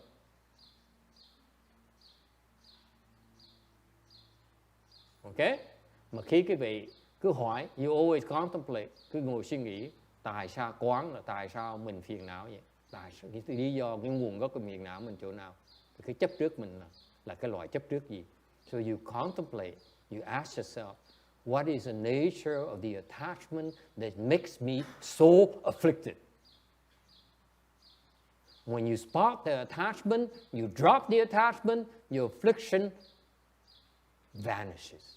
Quý vị thấy được cái phiền não, bỏ được cái phiền não đó, thì cái chấp trước quý vị, quý vị thấy cái chấp trước, mà bỏ cái chấp trước đó, bỏ được đó, thì cái phiền não mình nó biến mất ngay lập tức. Ngồi thiền một cách ngon này. Tại sao mình chấp con mình làm cái gì? Thành bởi vì khi mình chấp trước cái con, ngồi mà lo, không biết là nó cái chuyện nó có tốt hay là không. Ok? Là mình đó là cái phiền não, mình đừng lo. Nhận ra cái lo là cái phiền não. Là tại vì mình nhìn ngược lại, tại sao mình phiền não bây giờ? Tại vì á, mình có chấp trước cái đứa con của mình. Mình quăng đứa con mình một cái là mình hết phiền não rồi. Giải thoát. So I gave the example. You sit there, you meditate, and all of a sudden you worry about your son. Okay? You ask, oh my God, what's happening to him? Okay? Lo cho con mình. Okay? And you realize it's an affliction. Lo because the worry is an affliction. Yes? Lo là một cái lo âu là một cái phiền não. You ask yourself, why am I afflicted? Ta hỏi mình, tại sao mình phiền não? Which attachment creates this affliction? Cái chấp trước gì nó tạo ra cái phiền não này? And you realize it's your son. Mình thấy được đó, cái sự chấp trước mình là chấp trước đứa con của mình. Okay? Mình quăng đứa con vô thùng rác. You throw your son to the garbage pail. No more affliction. Hết phiền não.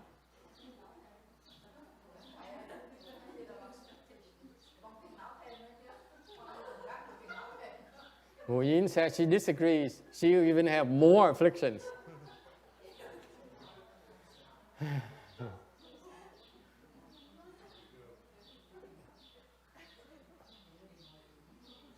All I can say thì có một lời nói cuối cùng cho cô Cẩn Ngân nghe. Về vàng về thành đi con ơi. Please go back to CTTB. It's too much. Cái này khó quá đi. Khó quá dạy không nổi. Okay.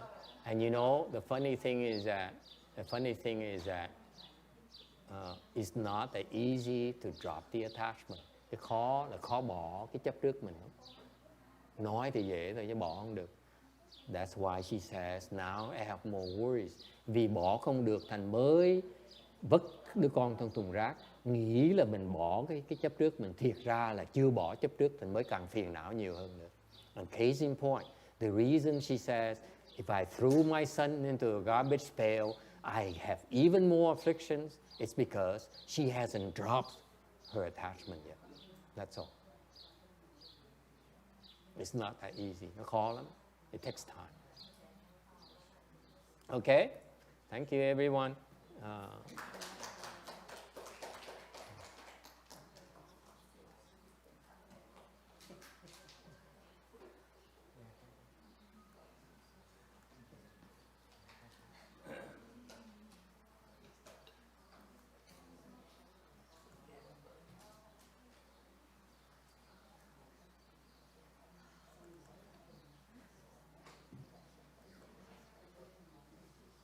Oh my God, we're coming to the end of the Sutra. Sắp hết cái kinh rồi. Okay, let's do